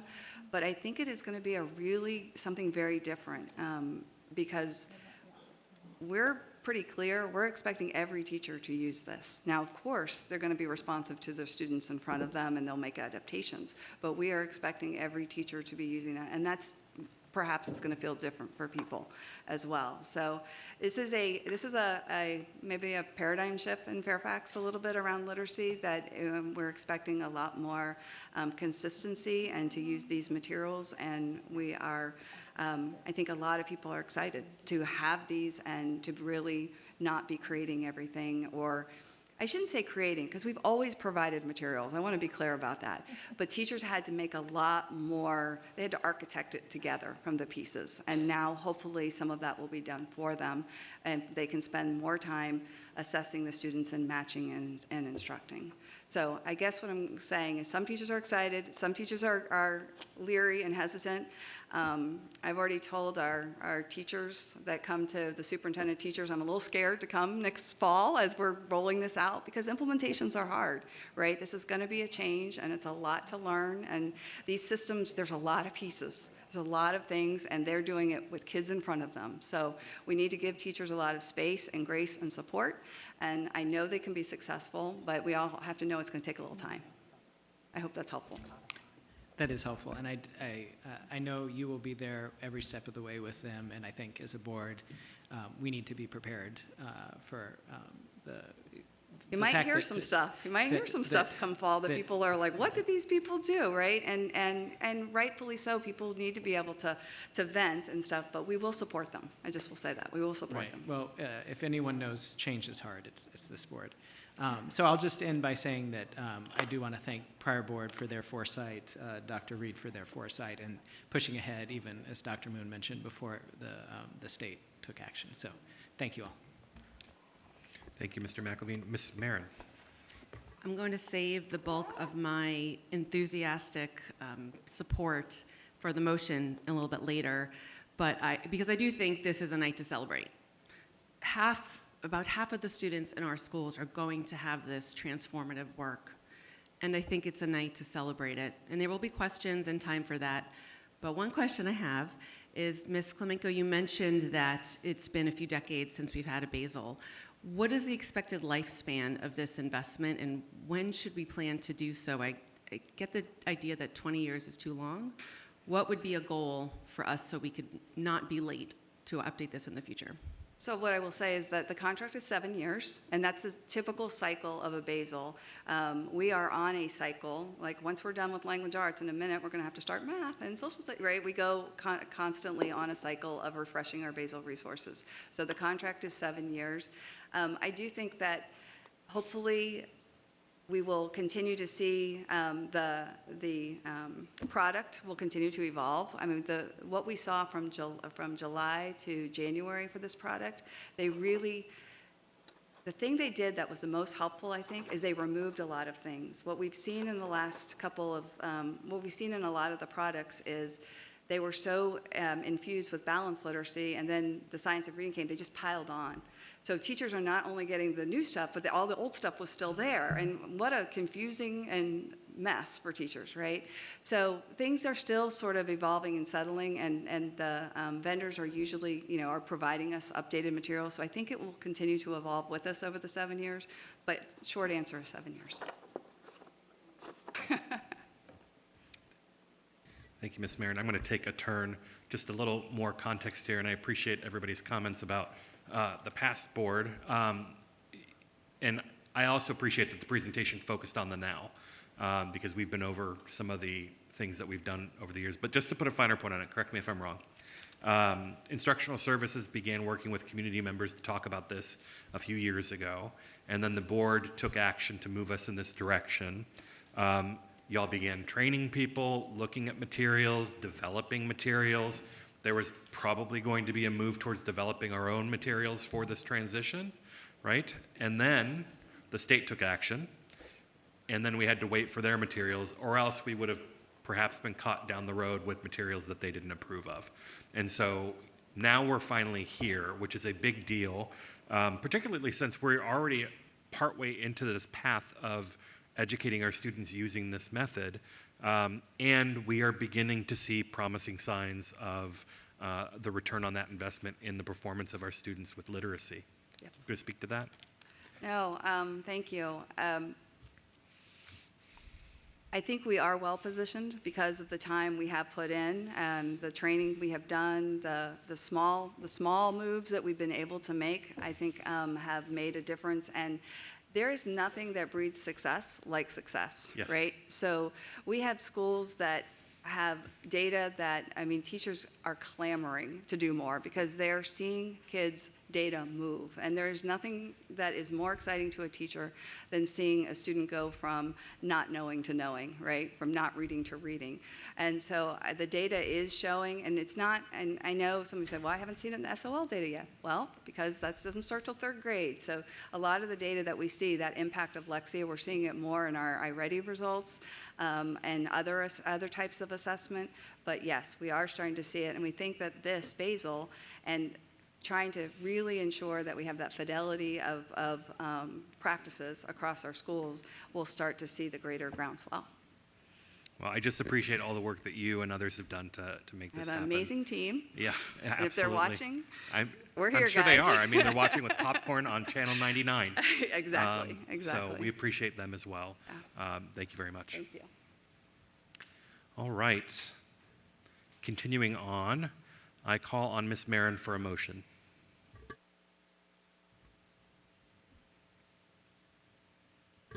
I jumped the gun. I forgot we had to go back. Dr. Anderson, sorry. It's okay, you can take it from over here.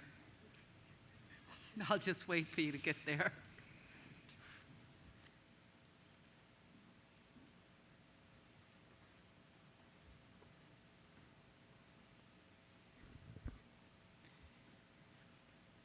Thank you. My next set of questions is really regarding some of the professional development plan that you've just shared. One, I'd like to hear this from Dr. Reed. I'm sure you're going to have a dashboard for this. And can we get an update as a board in terms of where we are regarding the teacher training? As you have more and more teachers trained. I'm sure you have a few already. You have the big summer push. You'll have some folks that you'll gather throughout the year. But what is the timeline that you expect for all teachers to be trained, and when will you be benchmarking where folks are? And I think you said 6,000 teachers. Well, you're correct. We likely will have a dashboard that will be setting targets from. Ms. Klemenko, do you have a sort of a draft outline? Yes. So we have enough seats this summer for 6,000 teachers. So if there's any teachers listening, we hope we will get the maximum number of teachers this summer, right? Because that time away from students, that 3 days, that focus would be great to capture the most. I said we're over 50% now. I think it will climb. We won't get to 100%, right? So then we have to kind of go into, hey, school starting mode, right? And so we have some plans in August to do some just-in-time training with the people who don't do the summer. And then we will have to do some rolling trainings, whether we utilize the reading specialists, whether we utilize our team. We'll have some different opportunities for people to capture the rest of the training. Just to be clear, as planned right now, the 3 days are kind of a combination. It's not just like what are the materials? It's really how do I use the materials? So it's 2 days really focused on the new basal. Then we have some other components of the Virginia Literacy Act around assessment and reading plans that we'll spend the third day on. So some of it will be able to be chunked out throughout the year. We also know that we're going to need to, even those 2 days won't be enough. So there's going to be some ongoing things we're putting together. Not to go into too much detail, but we're looking at some ideas like a core team. So have one first grade, one second grade, one third grade teacher that gets support at the beginning of each unit and then turns around to the team. So we're looking at multiple ways to support teachers as they move through it. Thank you, and I do look forward to whatever your dashboard yields.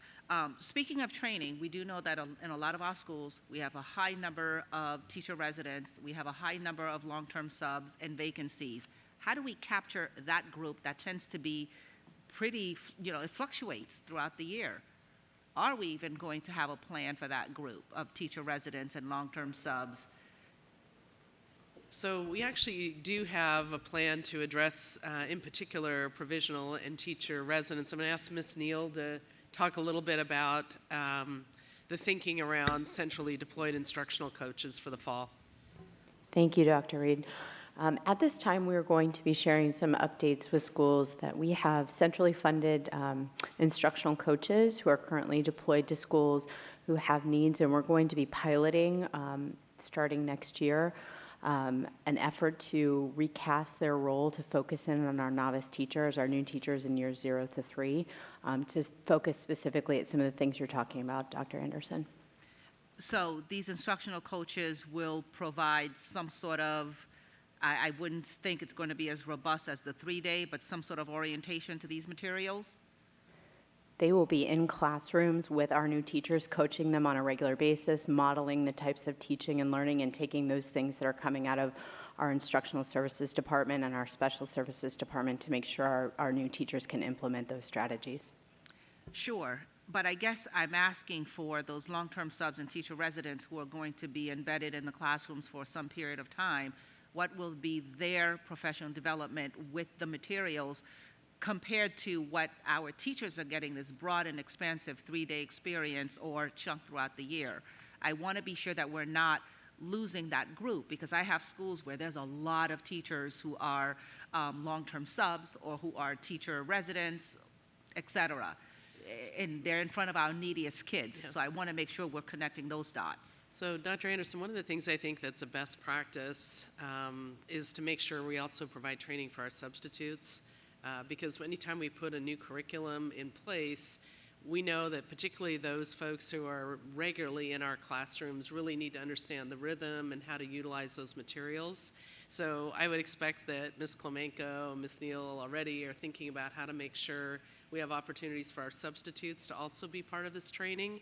And I would expect that these 21 already hired, these are instructional coaches that are already in our division, that we're going to be deploying centrally for these provisional staff.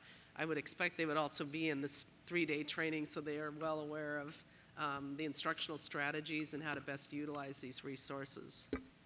That would be an exciting thing if we had some sort of PD for our substitutes, particularly those that are in our building long-terms or just very regular substitutes.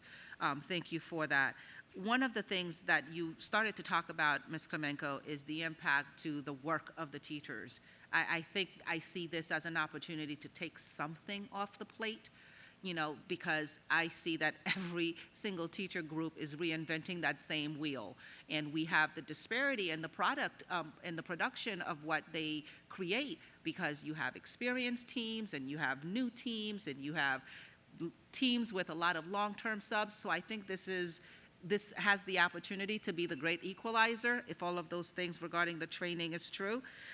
So Dr. Presidio, I think this is more of a question for you, which is, how do you perceive that your team will now support teachers if they're not creating those materials that they typically would have been creating for teachers to still architect to fit their needs in the classroom?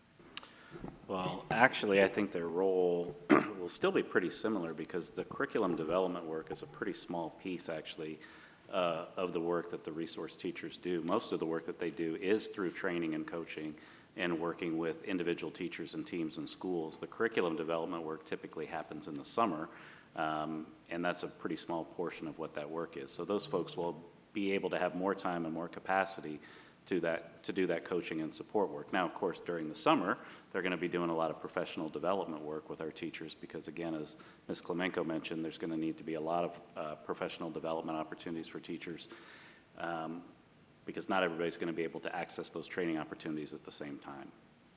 Thank you. That was your time, Dr. Anderson. Thank you. All right.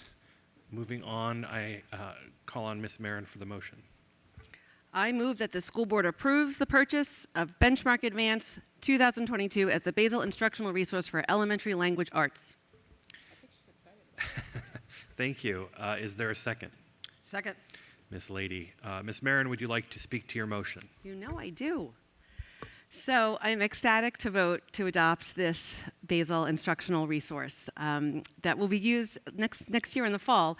Thank you to the really countless hours over many years to those who made it happen. Ms. Noelle Klemenko, Ms. Colleen Eddy, my constituent Diane Cooper-Gould, Ms. Cheryl Brinkley out there, and so many others who viewed materials and gave input. I was delighted to view the materials prior to tonight's vote, and let me tell you, they're really amazing. And I say that as a school board member, as a professional in early literacy, and also as a parent with a dyslexic child. I think this instructional resource has something for everyone, both in the main materials and in the supplemental add-ons. So what this program does, as we've heard, is it instructs kids through the science of reading, or the EBLI, I'm going to try to use in that, which is proven to be the strongest approach in literacy mastery. And we know that research shows that if kids don't learn how to read by 3rd grade, they will encounter difficulties not only in reading, but in everything else in life. And unfortunately, we see that in our schools, that kids who just simply can't communicate and read are acting in other ways to try and show themselves. And we need to help those students. 20% of the population in the U.S. is dyslexic. This is not an unusual thing. Some people have a difficulty learning to read, and it's okay, and we know how to help them.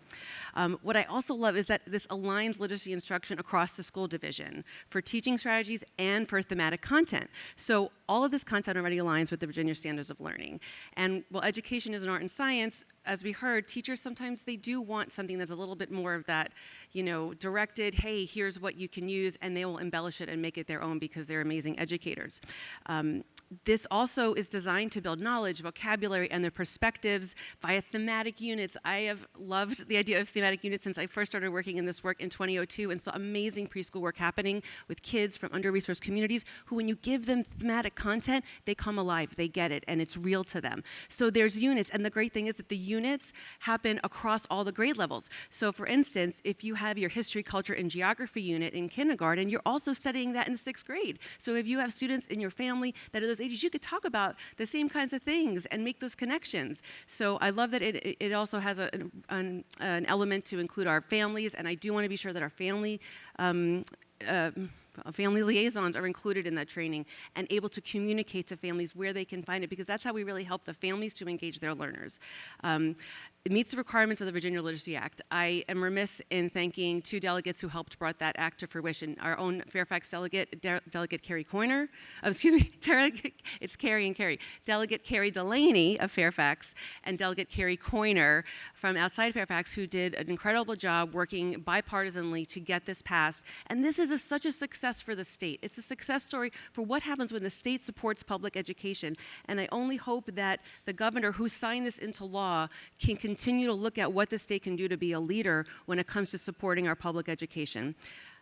Thank you so much for this hard work, and I definitely support this motion. Thank you, Ms. Marin.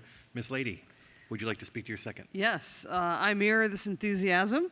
And actually, thank you to staff. I know how the hours, it's hours and hours and hours, and sometimes you feel like you're on a treadmill going nowhere. But we got here, and I'm very excited about the product. The purchase of benchmark basal instructional resources, as Noelle outlined and shared, it has sound pedagogy, aligns with letters and the Virginia SOLs, provides strong differentiation and cultural responsibility. It includes word recognition and language comprehension, and builds skills across all areas of literacy. And before Noelle said success breeds success, I just kept thinking, I was at Hutchinson Elementary today, and I was in a room with kindergartners working on phonics, making connections. And when you see kids make connections and you see teachers' faces light up when their kids are learning, it's palpable. So I'm really excited about this. Thank you again for all the hard work, and can't wait for our kids to get started next year. Thank you, Ms. Lady. I will call for a vote. All those in favor of the motion that's on the screen?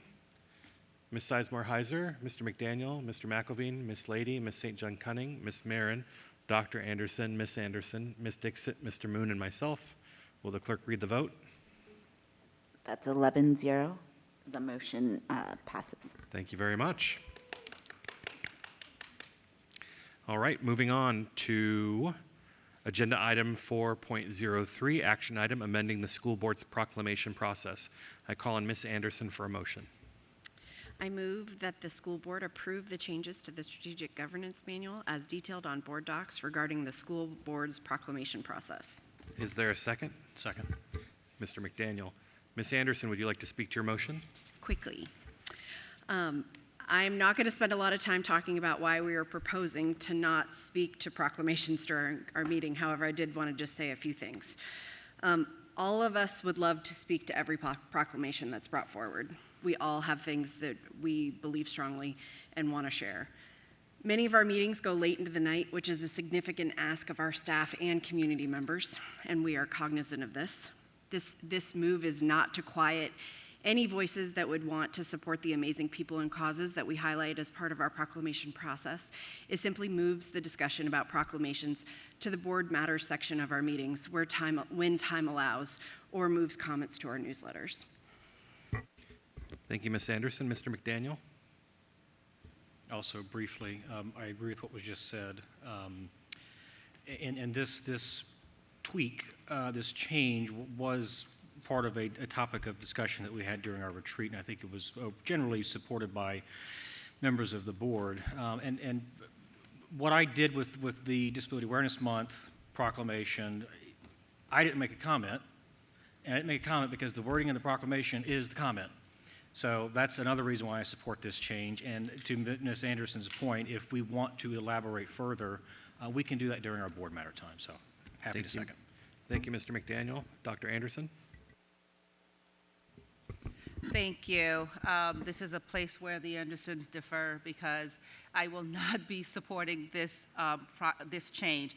Obviously, there's some things here that are not an issue. It is fine to change it from resolution to proclamation. That's not a concern for me at all. The concern for me is the part that we cannot make comments to the proclamations. I'm looking at it tonight. I have prepared comments, but I'm going to look at what happened tonight. Tonight, when we had the women's proclamation, when we had the disability proclamation, there were some beautiful things that you shared about your grandmother, Miss St. John Cummings. There were some beautiful things that you shared about your mother. There were some things that you shared, also, Miss Lady, regarding even Dr. Reed that I did not know about. And it was a great opportunity to hear that, to understand that, to learn that, to have our community, because we had more people here at that time, to actually hear that. I understand there's a space here where we could put some things to board comments, but they get canceled, and nobody is here. And the whole idea of a proclamation is to really uplift and to elevate and to highlight and to recognize certain communities.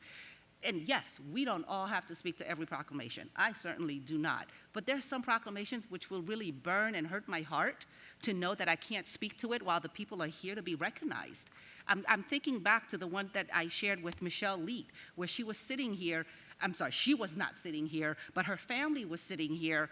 And there's some statements I won't put in a proclamation, but it was wonderful to be able to highlight her daughter, Sydney, just to be able to share that. I'm not going to write that in that proclamation. The soul of it is missing. I just really want us to be thinking about why do we do these proclamations? It's to really uplift communities and groups that are not typically viewed and highlighted and recognized. And I think we're losing the soul. Like these stories that were told tonight, that will just, it diminishes, I think, the proclamation process. I think there's some spaces for us to do some other things. Yes, we have broad support for people not to speak to proclamations. Don't speak. But for the few people who want to speak, we should allow that. This enforce, censorship to save a few minutes, because I actually timed it tonight and I timed it last time.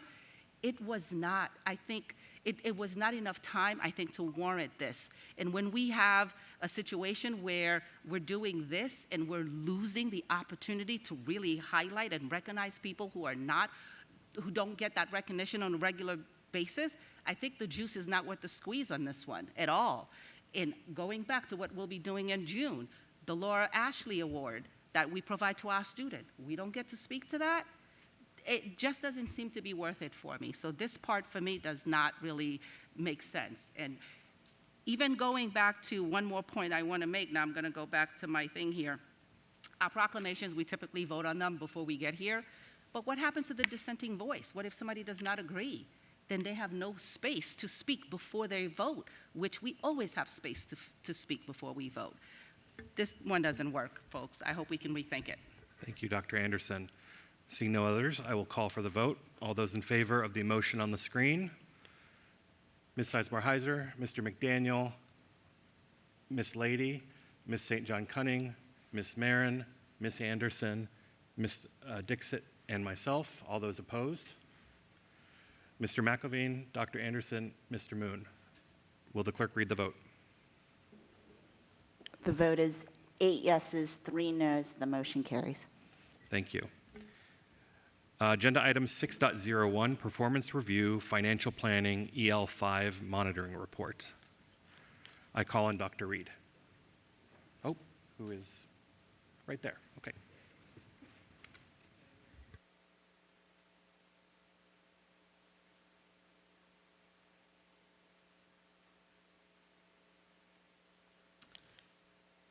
Thank you, Chair Frisch. So I'll be presenting the EL5 in a different format this evening. We thought it might be helpful. You have the monitoring report in front of you, and the monitoring report, for those at home watching, is attached to board docs. But we thought we would try some slides to make it a little more engaging. Not that financial planning wouldn't be engaging in and of itself, but we thought that it could be helpful this evening. So thank you for queuing that up. And we'll start with, oh, I almost tripped over the stool here. Anyhow, we'll start with the slide that pretty much talks about the financial planning expectation here. And at the time of this report, I want to share that to the best of my knowledge, information, and belief, I do believe we've gathered information that supports compliance with the board's expectation in this particular executive limitation. Although I'm only going to be sharing selected indicators in the PowerPoint, the entire report is available again and attached to our board docs platform. So the four main areas, if we want to move the slide forward, thanks. Kevin. So the four main areas are, number one, well, you can read them on the screen. These are essentially the areas that the board called out as most critical with relationship to family planning. So as we walk through these, I want to take a look at number one, which is clear around developing an annual budget that has these specific A through K indicators. And this is the first part of this particular executive limitation, is the budget development process. I want to note that there's a lot of excitement, I think, among our budget team about recognitions that the team has received. And these are really important because they illustrate the level of transparency our division for many years has illustrated. The ASBO, which is the Association of School Business Officials, and the Government Finance Officers, GFOA, awards are really all around financial transparency and reporting. So there's a lot of excitement in receiving those awards, and they're not an insignificant amount of work necessary to achieve that level of recognition. I want to remind the board that we've kept to an annual budget calendar, and this again is critical, and it's shared with employees and the community in a transparent way. It's connected on the website via the budget area. It's also shared on employee news, the division newsletter, and all budget documents are available to the public throughout the entire budget cycle. The fiscal forecast is where we start with the annual budget. This occurs for FY25 for this year. It occurred this past November, and it included the preliminary summary of projected state and federal revenue. Of course, our state revenue was not what we had expected or projected, but this was our first stab at this in November of 23.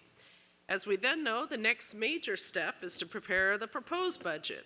And this proposed budget is a budget that's shared with the school board, which is a student-focused, equitable, and by statute needs-based proposed budget for FY 2025. This year, we aligned it to our strategic plan, and the priorities outlined included, most specifically, workforce recruitment and retention to include competitive compensation, student academic success and access to enrichment and mental health supports, as well as the closing of achievement gaps, school safety and security, the maintenance or lowering of class sizes and accelerating expansion of preschool options, and anyhow, I'll leave that there. Secondly, the development of an annual budget, we looked at the operating funds.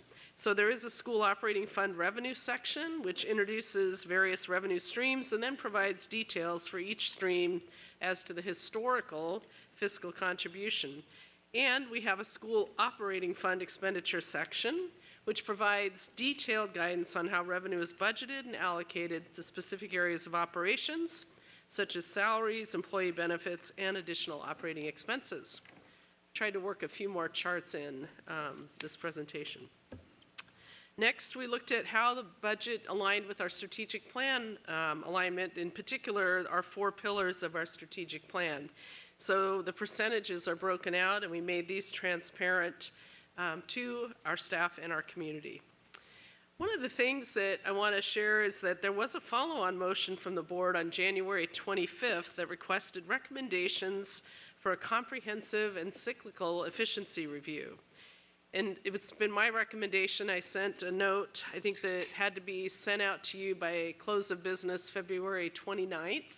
So on February 29th last week, you did receive a note from me outlining a memo recommending that after looking at all our options, I felt like it would be most prudent for us as a division to seek the Baldrige Award for Performance Excellence. I think this will enable us to look at our budget from an efficiency standpoint and also an effectiveness standpoint. We could have a very efficient budget that doesn't effectively lead us to the return on investment that we expect in student outcomes. And I believe it's all of our intent, as well as our community's expectation, that our budget not only be efficient, but also lead to effective outcomes for our young people. Our annual budget development also includes reserves, and these are reserves, there are 4 of them in our school operating fund, and these include the 4 that are named above. The School Board Flexibility Reserve also is committed to meet unforeseen circumstances. And these could be anything because they're unforeseen, so I can't predict what they are. I know, it's a spoiler alert. Anyhow, so developing an annual budget, the school board office also provides executive administrative and tech support to all of the members of the board. This office is responsible for maintaining official exhibit files of all school board meetings and historical legal records. The responsibilities also include compiling and publishing agendas, agenda items, posting a variety of coordination tasks, maintenance and posting of all current policies, regulations, and notices to the website. So number 2 of our 4 is providing the board with a multi-year plan. This plan, the second requirement, is a critical component of the financial planning process, and there are multiple aspects I'll address this evening. First of all, we want to make sure that we share multi-year plans through a fiscal forecast that's included in each approved budget. And this is the one from our FY24 budget, which provides detailed revenue and expenditure assumptions with projections through FY 2027. The current projections go 3 years into the future, and we're going to be exploring ways to have a 5-year out in future budget documents. Right now, to go 5 years out, it doesn't, we feel like we want to make sure these are real, possible projections, and right now we feel confident with 3, but we're working on ways to make that 5.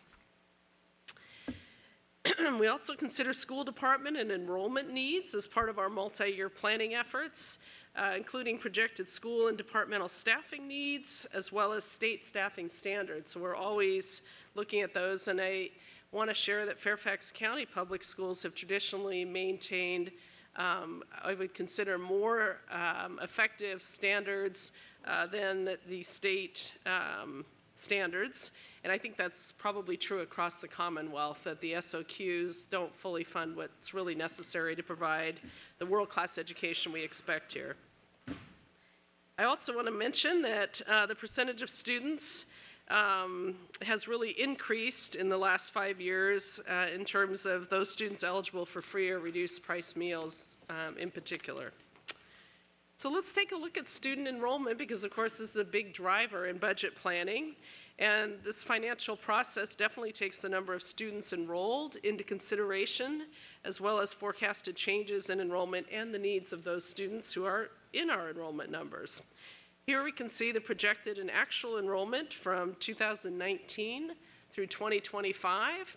And I think one of the things that's also interesting to note, it's kind of small print, so if you're at home you might need to squint a little, but our actual enrollment as of February, this past February, was 182,414.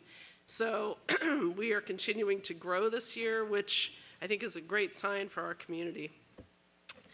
Looking at the multi-year enrollment and per pupil costs, the FY25 proposed budget provides information on cost per pupil as well as cost per service.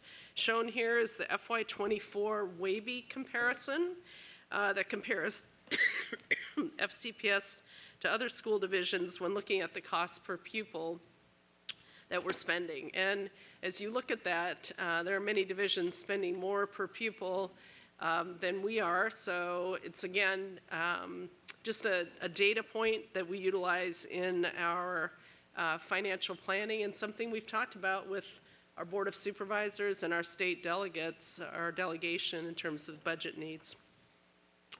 Next, our capital improvement plan is part of the fiscal forecast.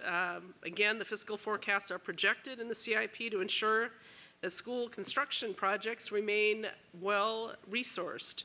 The SIP program funding provides a summary of needs for 5 years and an overview explanation of the cost analysis and outlines projected costs to support school capacities for increased student enrollment. Upcoming draft reports will provide courses of action to maximize current funding also and investigate new streams of funding. So, other ongoing multi-year efforts include systemic annual cyclical reviews of job classifications. Sounds a little redundant, but we're building in the cyclical review, and that was part of our budget plan. And again, it's part of our planning moving forward so we can make sure that all job categories are reviewed on a regular basis. Also, it ensures that relevant investment needs are clearly identified and outlined, as well as identifying unfunded obligations, because we are required to comply with federal and state mandates, often without adequate funding. I think Mr. Moon mentioned that this evening with our literacy materials. The state, at the end of the day, has only really paid 20% of what it's going to cost us to purchase materials for our upcoming initiative in that area. Want to remind our board and those watching from home that the advocacy for funding with the legislature, again, continues to be important with the seminal report on the JLARC study.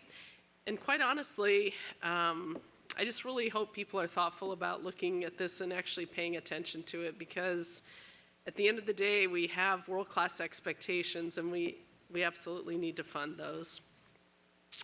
Number 3 of 4 is providing timely advice to the board, which allows the board adequate time to consider the information. So we're going to talk a little bit about that. First, it's important to note that the annual budget process is outlined ahead of time and calendared to allow ample time and opportunity for collaboration and feedback with a variety of stakeholders. We've had joint meetings with the Fairfax County Board of Supervisors, public hearings, question and answers, and our budget question process. Additionally, we have quarterly budget reviews that are conducted and made publicly available. So there are many opportunities for input, feedback, and collaboration.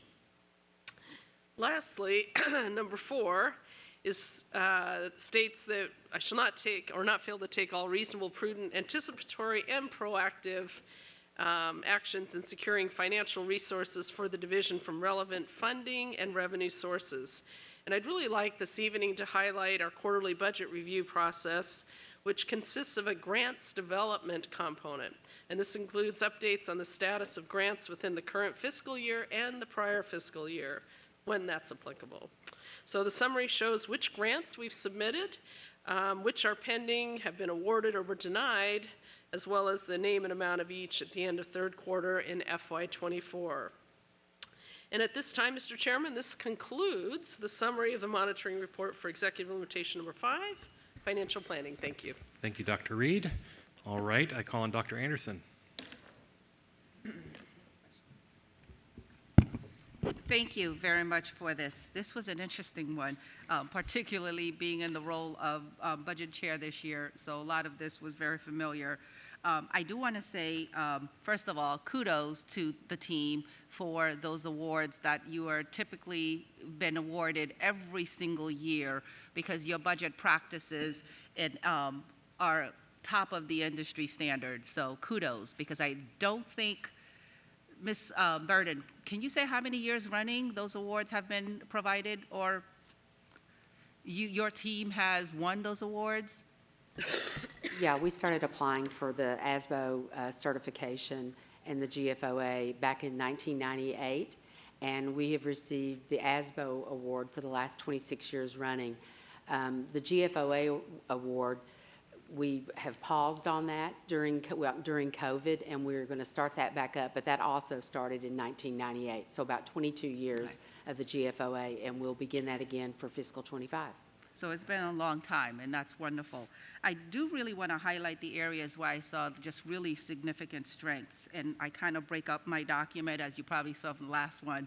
I outline each of the indicators. Indicator 1, I thought, was a huge strength. I have a lot of evidence that I have been able to find regarding the planning, the scheduling. All of that is clear and it's repeated. The collaboration with the Board of Supervisors, the response to the board's resolution, I've appreciated that, because I think that was one of the pieces that we have not had in the years past, because we've had this resolution, this is our 3rd year, and this is, right? And roughly, but this is the first time where there's been a very clear response to each of the components. So thank you for that. One of the pieces in that first section, which is 1C, budget being easily accessible, transparent, and understandable to the community. I fully agree. It is available. It is transparent. But I am not sure that it's as understandable to the public as we would like. And I don't have a real way to make that easier, but I do want to raise it, because continuously we get from the public, I want to figure out what this is. And they have a hard time navigating that 500-page book. And it's a big budget, so it's going to have a lot of pages, but I know that piece wouldn't ring true with the feedback that I've received. But the other 2 pieces, you guys have a lot of things available on the website. One of the areas, and I want to make sure I stick to my time, that I think is the one of the greatest growth is probably number 2, the multi-year plan. I definitely see that the CIP provides that 5-year look, which is ahead, and I may be working with a different definition than you are regarding items, 2A to 2F. I was thinking that that plan that you talked about would hit all of these different components. We definitely have the fiscal, the 3-year revenue document that you provided, but I was not able to find where we had that multi-year plan that showed, looking ahead, the needs of the schools and departments. I definitely saw the staffing ratio in the books as you have articulated, but I was not able to see the evidence of those other areas, and maybe I missed it, and I would love to be sent to the right place. Thank you, Dr. Anderson. Ms. Dixit.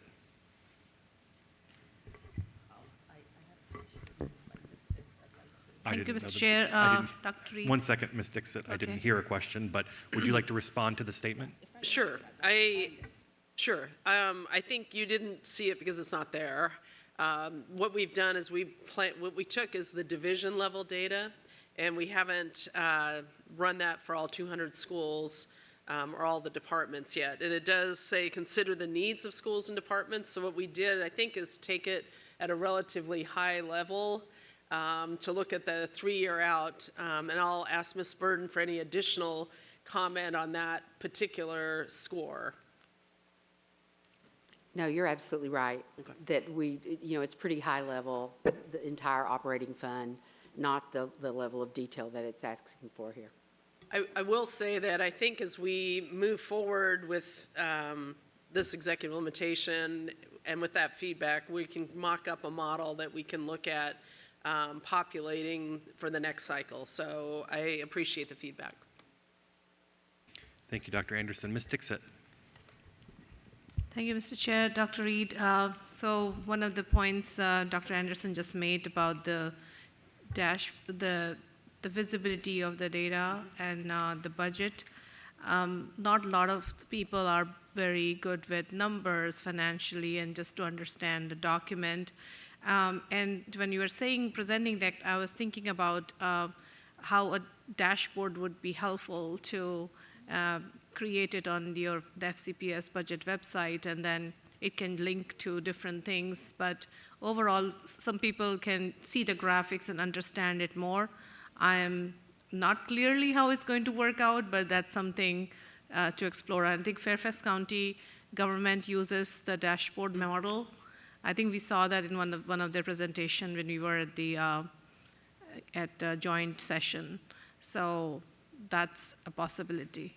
Yes, ma'am. We'll Thank take a look at that. I do remember that. It was a, we can take a look at that. Thank you very much. Seeing no others, we will move on to the motion. Oh, there it is. Sorry. Miss Anderson, I guess I should put these back on. While I was teaching at Kansas State, I had the joy of teaching my favorite students ever, which were in the engineering department. And one of the things that I did as liaison with the English department is I went in and I actually worked with students related to Baldrige. And I had student groups that were working on Baldrige Award applications for their particular departments. So I know a little bit about the Baldrige process. So could you speak to a little bit about how you see us working with them in that amazing framework?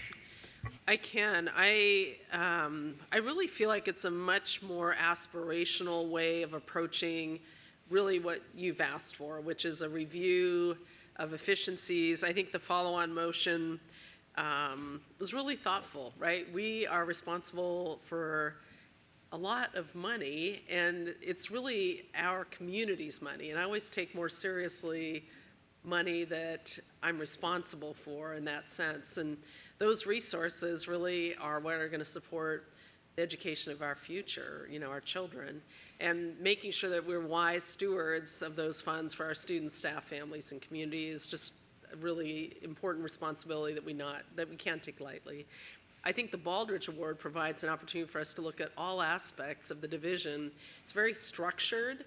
It's a very disciplined approach over the indicators. I believe there's 7. It looks at all aspects of the division and allows us to really identify is the money and how we're spending the money and how we're making those decisions leading to the outcomes that we expect for our children, which is really our strategic plan. So I'm really looking forward to it being a piece that connects the strategic plan to our resources. It's based on a needs-based allocation model. And it should allow us, I think, when we do this well, to make better decisions on behalf of our students as well. So I'm thrilled with that possibility, and I'm looking forward to the work and the process. I just wanted to say that I wholeheartedly agree with all of that, and it's a heavy lift. It is. But this process was always going to be a heavy lift to look at the different components of what we're doing. So I think using it within that framework of looking towards excellence and what Baldrige does particularly well is help you formulate the questions that you need in order to get to the next level. So I love that we're going to utilize a framework that exists. Thank you. Thank you, Ms. Anderson. Mr. Moon. Thank you, Mr. Chairman. Just 2 areas for questions. First one, I think I understand what you said about having a multi-year plan. This year was just 3 years, but you want to end up going forward, you'll be able to provide 5-year fiscal projections. Yes, sir. Was one of the reasons why we are only able to do 3 years this year is upcoming, potentially, collective bargaining, how that's going to affect? I don't think that was really, it's certainly a factor that's going to be new for us. I think traditionally in the division we've only done 3 years. I don't think we've ever done 5 years. And I think when we looked at that, that was the response. Ms. Burden, going to help me with that historical perspective? Yeah, the governor, the awards from ASBO and GFOA require that we provide 3 years, 3 future years, and so that's what we have provided for some time now. For the last quarter century, I think. Yeah. Okay, I get that. However, but this is in now executive limitations. I know. For the 5 years. Yes, that sir. I didn't make that decision. But okay, so that was one of the things I wondered as I was reviewing. So did I miss this 5-year projection? No, it's only 3. Okay, and the next question is a little more tricky one because, obviously, there is a gap between our advertised budget in terms of what you are asking from county side and what the county executive has proposed, and there's a $90 million gap. And if I look at the executive implementation number 5 under 1B, it is develop an annual budget that is based on realistic assumptions and a current and ongoing assessment of local, state, and federal funding sources. We rely on County Board of Supervisors for almost 70% of our funding. And when there is a $90 million of a gap like that, did you think what kind of realistic assumptions did you make in coming up with your proposed? And board is responsible for passing it. So that is my biggest question at this point. And I was also looking at that PowerPoint presentations that was given to both school board and county supervisors back on November 28th, 2023. I was not part of that board. At the time, there were some assumptions from school side which were different from the ones you presented. For example, we only had, back in November 28th, $17.1 million for enrollment and student needs, whereas I think it's $40-some million in your budget. So I'm talking about how those numbers came about and why the new numbers are so different from those numbers going back to November 28th. So great questions, and I'm going to start by saying that I believe the budget I presented was a needs-based budget.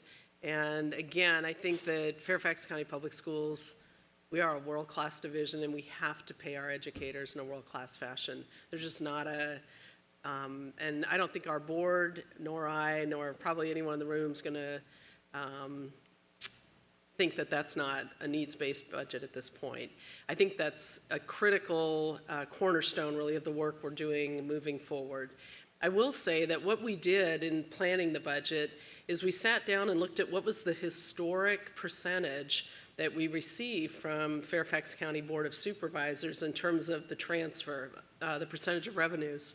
And so what we know over the last 5 years is we've received 52.6% of those revenues as our transfer.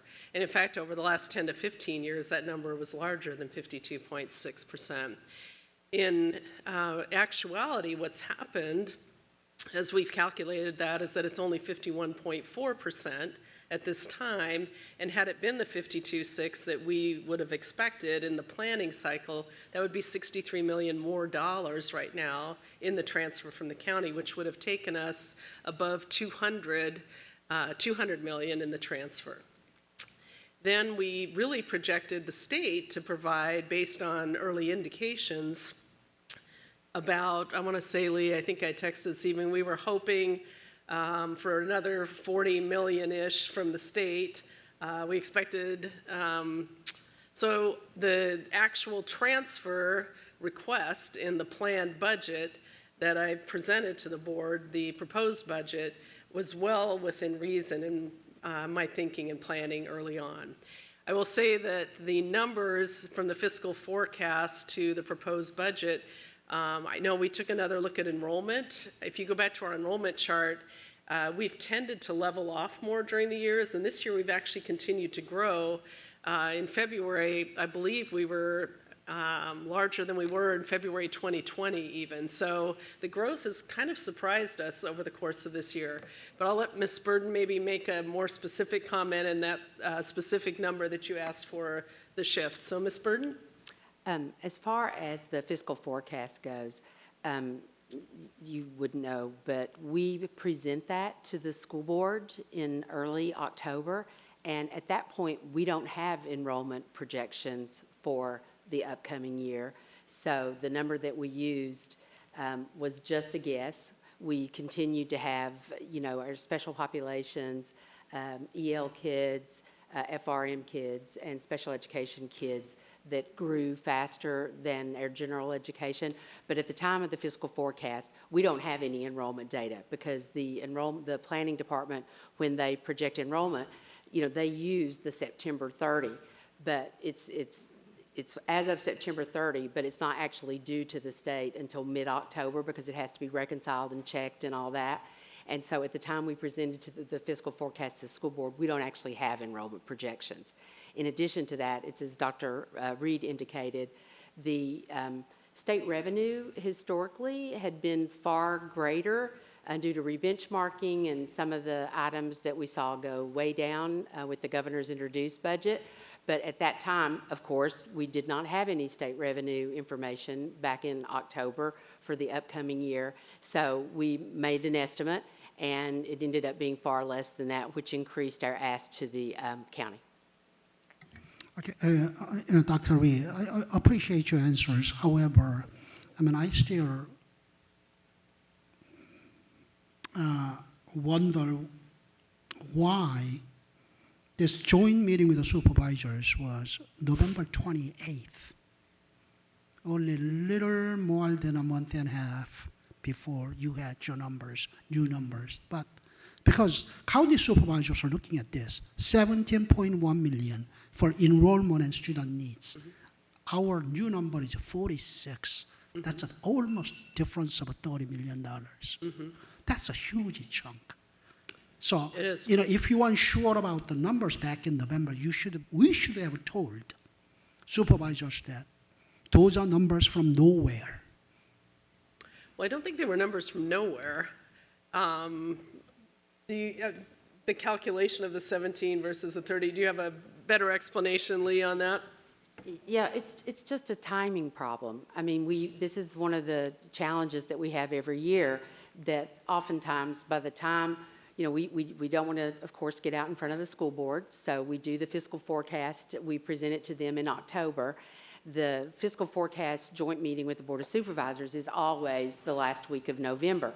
And so I always have difficulty with that, because by the time we present it, I know better information.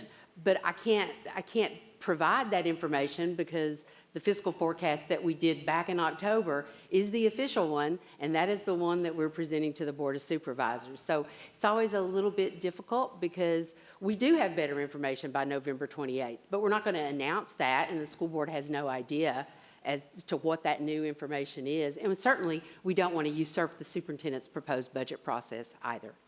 I think perhaps what I'm hearing, because I think there's been a process that sort of has certain pragmatic steps, right? And the type of data we have early in October really evolves over the course of time.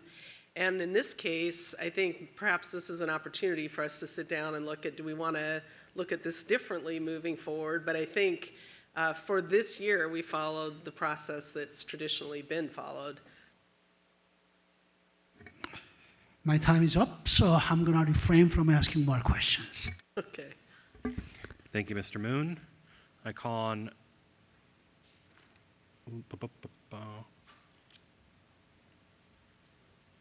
Ms. Sizemore-Heiser for a motion.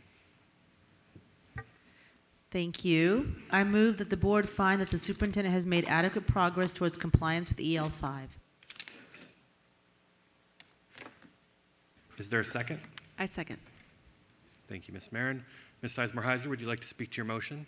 Yes, I would, and I appreciate all of my colleagues' questions around this EL. This is the first year we're presenting this in a new process, and I frankly love the transparency in terms of laying out what we expect for you from financial planning and laying out where our process has been, which gives us, I think, new room to look at the process from fresh eyes. And I want to really thank staff for their hard work in putting this together and all the hard work in doing this. So thank you, Ms. Bird, Ms. Whittington, and her staff as well. I believe you made adequate progress towards this goal. I believe you made good progress towards this goal. There is a lot here that you have, including a multi-year plan, a fiscal forecast. I know it's 3 years this year, but building towards that 5 years. I really appreciate the fact that what you're presenting to us fits with what we're asking for, which is student-focused, needs-based, reasonably aligned to our resources, focusing on instruction, compensation, and aligned to the strategic plan. I think those are all really, really important pieces. And I think the fact that this budget is almost entirely focused on instruction and changing enrollment needs and on compensation in an era of staffing shortages. Don't worry about what's going on over there. I think is really, really important and vital. So I appreciate that. And just to piggyback on what Ms. Anderson said, in response to that follow-on motion, which I think was very thoughtful, but also a really big lift to come back with a plan, I really appreciate that we're looking to use a Baldrige Award for performance excellence process. because not only does it look at efficiency, it looks at effectiveness, and it leaves room for us to be innovative and excellent, right? Like being efficient without being excellent isn't necessarily the right thing, right? And being effective and inefficient isn't necessarily the right thing, but excellence requires effectiveness, efficiency, and a level of aspiration, right? We want to be the best. We are, and this framework allows us to do that. So I think this is a great response to the follow-on motion as well as the high standards that it sets. And I like the fact that there's a very clear process we can follow in applying this to this follow-on motion and really looking at our return on investment, our kiddos learning, and it's not just a process that's tailored for education. It's a process that's used by effective organizations in a variety of industries. So I think that is wonderful. I do think that going through the exercise of the EL and the presentation has showed us some opportunity, I think, and I think that's always good, because when you've been doing something in a similar way for many years, sometimes you don't think about looking at it from a new lens. And so I think this EL has given us a chance to look at some of these things from a new lens. I look forward to a 5-year fiscal forecast. I hear the struggles with enrollment, and I think maybe there's an opportunity to even look at even earlier on, not just projected enrollment, but projected student need along with enrollment.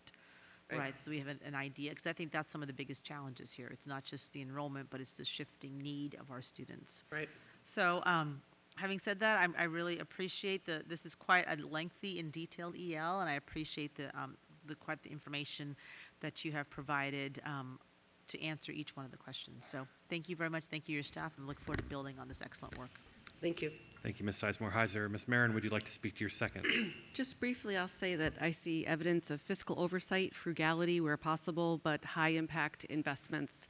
The evidence even tonight that you forward thought to fund our basal resources is clearly just the really latest example of the financial oversight. Thank you. Thank you. Thank you, Ms. Marin. Seeing no others, we will go to a vote. All those in favor of the motion on the screen, please raise your hand. Ms. Sizemore-Heiser, Mr. McDaniel, I can't see if his hand is up or not. Okay. Ms. Lady, Ms. St. John Cunning, Ms. Marin, Dr. Anderson, Ms. Dixit, and myself. All those opposed? Abstentions? Mr. McElveen and Mr. Moon. Will the clerk read the vote? That's 9 yeses, no nos, 2 abstentions. The motion carries. Thank you. At this time, the board will take a few moments to document their individual feedback on this report. School board members may complete the hard copy found at the dais or the online form linked in the meeting script. If you have any issues accessing the online form, please contact the clerk. The board will now take a 10-minute recess.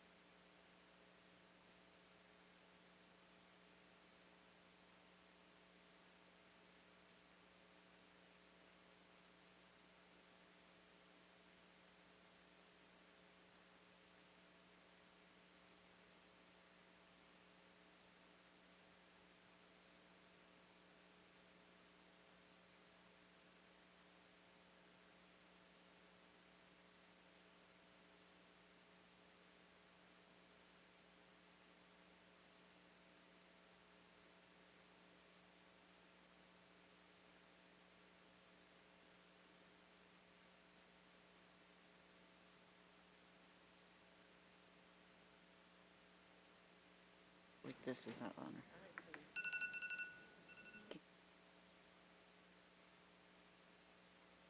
Is it?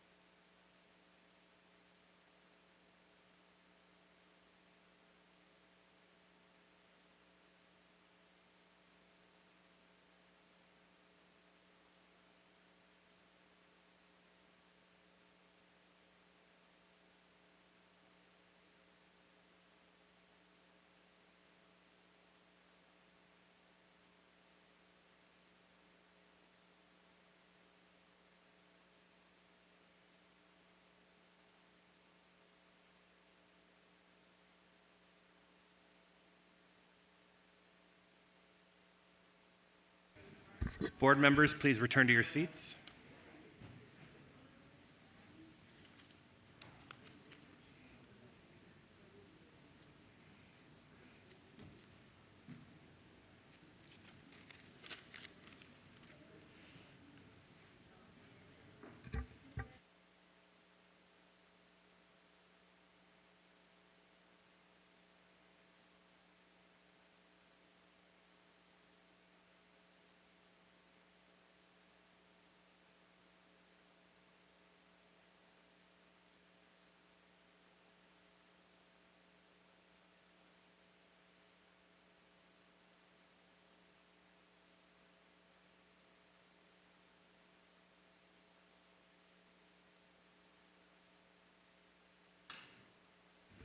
Board members, please return to your seats.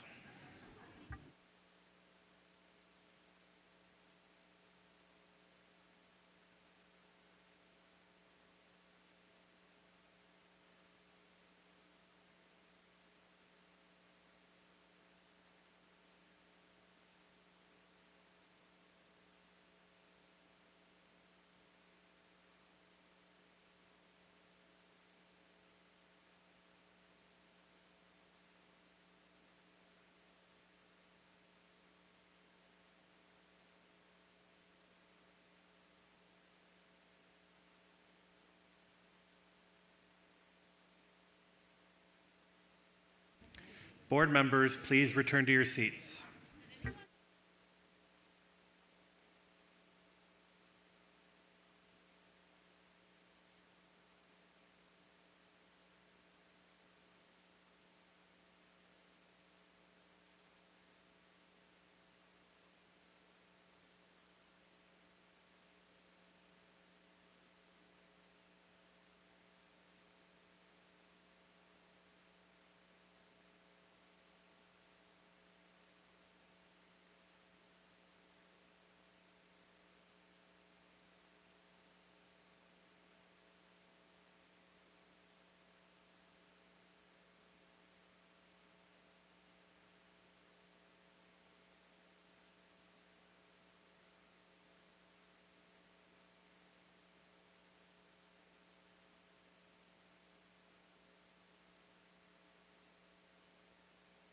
All right, we have quorum at the dais, so we will continue. The next order of business is agenda item 7.03, policy review, financial planning, EL5. Following the board's vote in September 2023 and our vote at our February 8th, 2024 regular meeting, each year the board will review each of the 13 executive limitations at the time of the monitoring report is provided to determine if any revisions are needed moving forward. The board may also review any of the executive limitations at any time as needed. At this time, board members may provide comments on executive limitations number 5, financial planning, to determine if any revisions are necessary. As a reminder, as I just said, you're welcome to bring these suggestions at any time.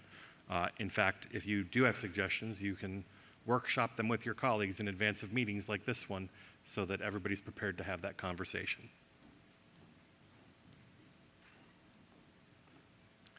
All right. I call on Mr. McElveen for a motion. I move that the school board maintain executive limitation 5, financial planning, as it is currently detailed in the strategic governance manual. Is there a second? Second. Ms. Anderson. Mr. McElveen, would you like to speak to your motion? No, thanks. Thank you. Ms. Anderson, would you like to speak to your second? No, thank you. Thank you. We will go ahead and go to a vote for the motion that is on the screen. All those in favor of the motion on the screen, raise your hand. Ms. Sizemore-Heiser, Mr. McElveen, Ms. Lady, Ms. St. John Cunning, Ms. Marin, Ms. Anderson, Ms. Dixit, Mr. Moon, and myself. That's unanimous for everybody at the table. All right. Item 801, academic matters. I call on Dr. Reed.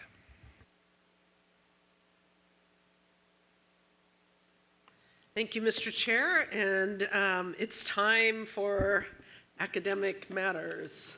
So, lots of excitement this evening as we talk about literacy development for our multilingual learners. You're going to hear a little bit different language about our multilingual learners. We've had some conversations, and I'll be sharing some thoughts about that in my weekly reflections about how language matters in terms of how we talk about our students and the strengths they bring to the educational experience that we all get to share. So this evening, I am thrilled to be talking about literacy development, particularly on the evening where you've adopted the Language Arts Basel. I want to thank the staff that was part of that work. It's incredible work, very thoughtful work, and also want to thank staff this evening for putting together this presentation. One of the things that is important for you to know, and I think this evening we made very clear, is that we're going to make sure that we're going to be providing materials from the Basel curriculum for the over 20% of our students who are multilingual learners.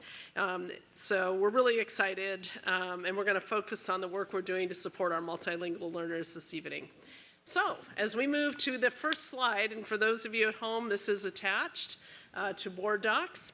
So one of the things we want to talk a little bit about is our multilingual student demographics.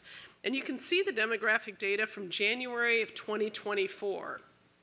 Again, we are now at 182,414. January 2024, we were at this particular moment, 182,254. The largest circle, of course, that's represented. The next circle includes students with a home language that's other than English, and not all students that have a home language other than English are necessarily identified as multilingual learners for purposes of extra support. That would be that smaller circle, and just noting that as of January 31st here in Fairfax County Public Schools, we had 38,000 students who are identified as multilingual students and also receiving special supports in our county at levels 1 through 4. One of the things that is really exciting, of course, is our Equitable Access to Literacy Plan. And this evening, one of the notes I took was that we want to make sure our parents are also very aware and including family liaisons in the training and materials. So hopefully we're also, I know we're likely planning parent activities to share lots of excitement about that. But these high expectations that our bold new literacy plan is going to be nurturing are really for each and every one of our students. So we want to make sure that everyone understands we have the same high expectations for all our learners, and we're going to be continuing to provide strong supports for our multilingual learners. So one of the simple view of reading for our multilingual learners is there, and I had to work some math in here. So we have some math. Word recognition times language comprehension equals reading comprehension, right? So if we think about that, the word recognition really allows that oral language fluency. If you've ever worked with a struggling secondary reader, often the fluency level, it takes so long sometimes to sound out words and get through a sentence, you really lose the meaning and comprehension becomes more difficult. So we're really noting that our multilingual learners really have a much greater emphasis on this oral language development, which then supports the reading comprehension. It's really important for both our classroom teachers and our teachers who work more traditionally with multilingual learners. Most recently, I know Dr. Rich Polio is sharing with us that 89% of every teacher in our division works with a multilingual learner. And that number continues to rise. And as we think about that, that makes it really critical that all of our staff understand how effective strategies for multilingual learners are as we make sure that students are able to thrive in every course. The specific literacy support for English learners and multilingual students has to be explicitly taught and interactive practices. But this really explicit instruction in English language is critical to support literacy development. And the new tools that you approved this evening will really provide those opportunities for our multilingual learners. Visuals, colors, charts Anytime we can encourage and increase student voice and student talk in the classroom, again, is very important. The picture you see in front of you on this slide is from another new promising practice here, which is Project GLAD, and it's really identifying those GLAD strategies and integrating those really in every content area and instructional strategy that we've utilized, and it's a best practice multilingual language strategy. So I want to share a little bit about that. Again, GLAD stands for Guided Language Acquisition Design. And this will really help support our teachers, particularly teachers maybe who haven't had multilingual students in the past, because our multilingual student population is growing. So in some cases, we have staff learning these strategies to be better able to connect with students. Currently in Fairfax County, we have over 300 teachers that have been trained, and we have more staff scheduled for training in the future. So this evening, you're really getting kind of a double dose here of Tier 1 and Tier 2 on our basal resources.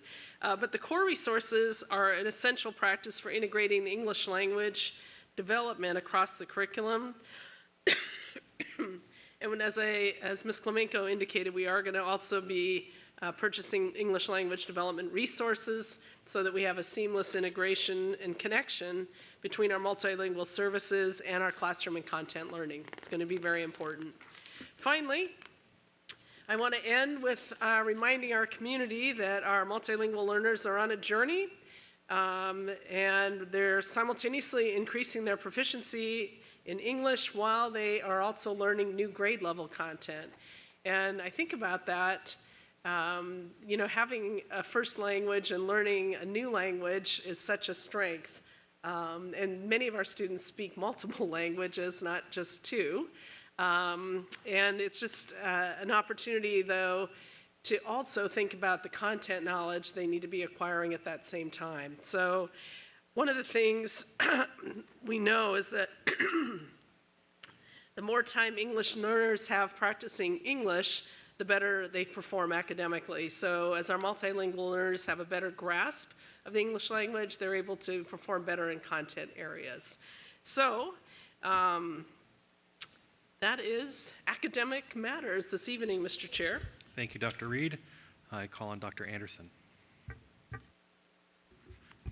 Thank you. I'm happy to start with this chart because I think it's a very powerful one. It really speaks to the fact that not having English not being proficient in English is a temporary state, because we see the trajectory is exactly where we want it to be. And our students who are former ELLs are performing at the same level as our students who have never been ELL. So that is something I think we cannot emphasize and share enough, because I think it's uplifting. There is light at the end of that tunnel, because sometimes it is not seen that students who don't have language proficiency yet in English can perform at a high level, and we're seeing that they can. I think what you're saying is so important, because sometimes I think we have different expectations.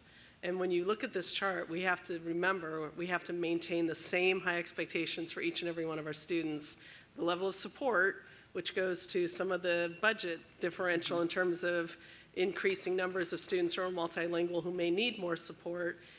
And when we provide it, they are capable of achieving everything that they had hoped to. Absolutely, thank you. On chart 5, where you talked about the literacy support for English teachers, who is receiving this? Is this elementary, primary, or is it across the board, K-12? At this time, it's been at 27 Title I schools, which all of our Title I schools, except one, I think, are elementary. So I'm guessing this is primarily an elementary, but I'm going to defer to... Right, yeah, sure. We have 2 middle schools that are Title I.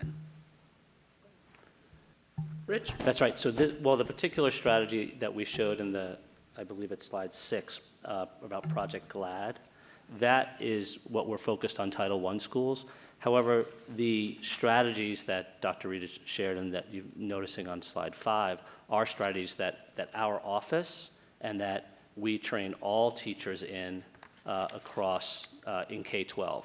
So these are strategies that teachers receive training either from their school-based instructional coaches or lead teachers. We're also looking at more, other than Project GLAD, there are other, such as many people have talked about PSYOP training in the past. There is so we are looking into other professional development models that we can use because, as Ms. Kolenko mentioned earlier, 6,000 elementary teachers. We have 11,000 teachers, over 11,000 teachers total. This is also a long-term goal of training all teachers in these strategies. Okay, so that's an expectation.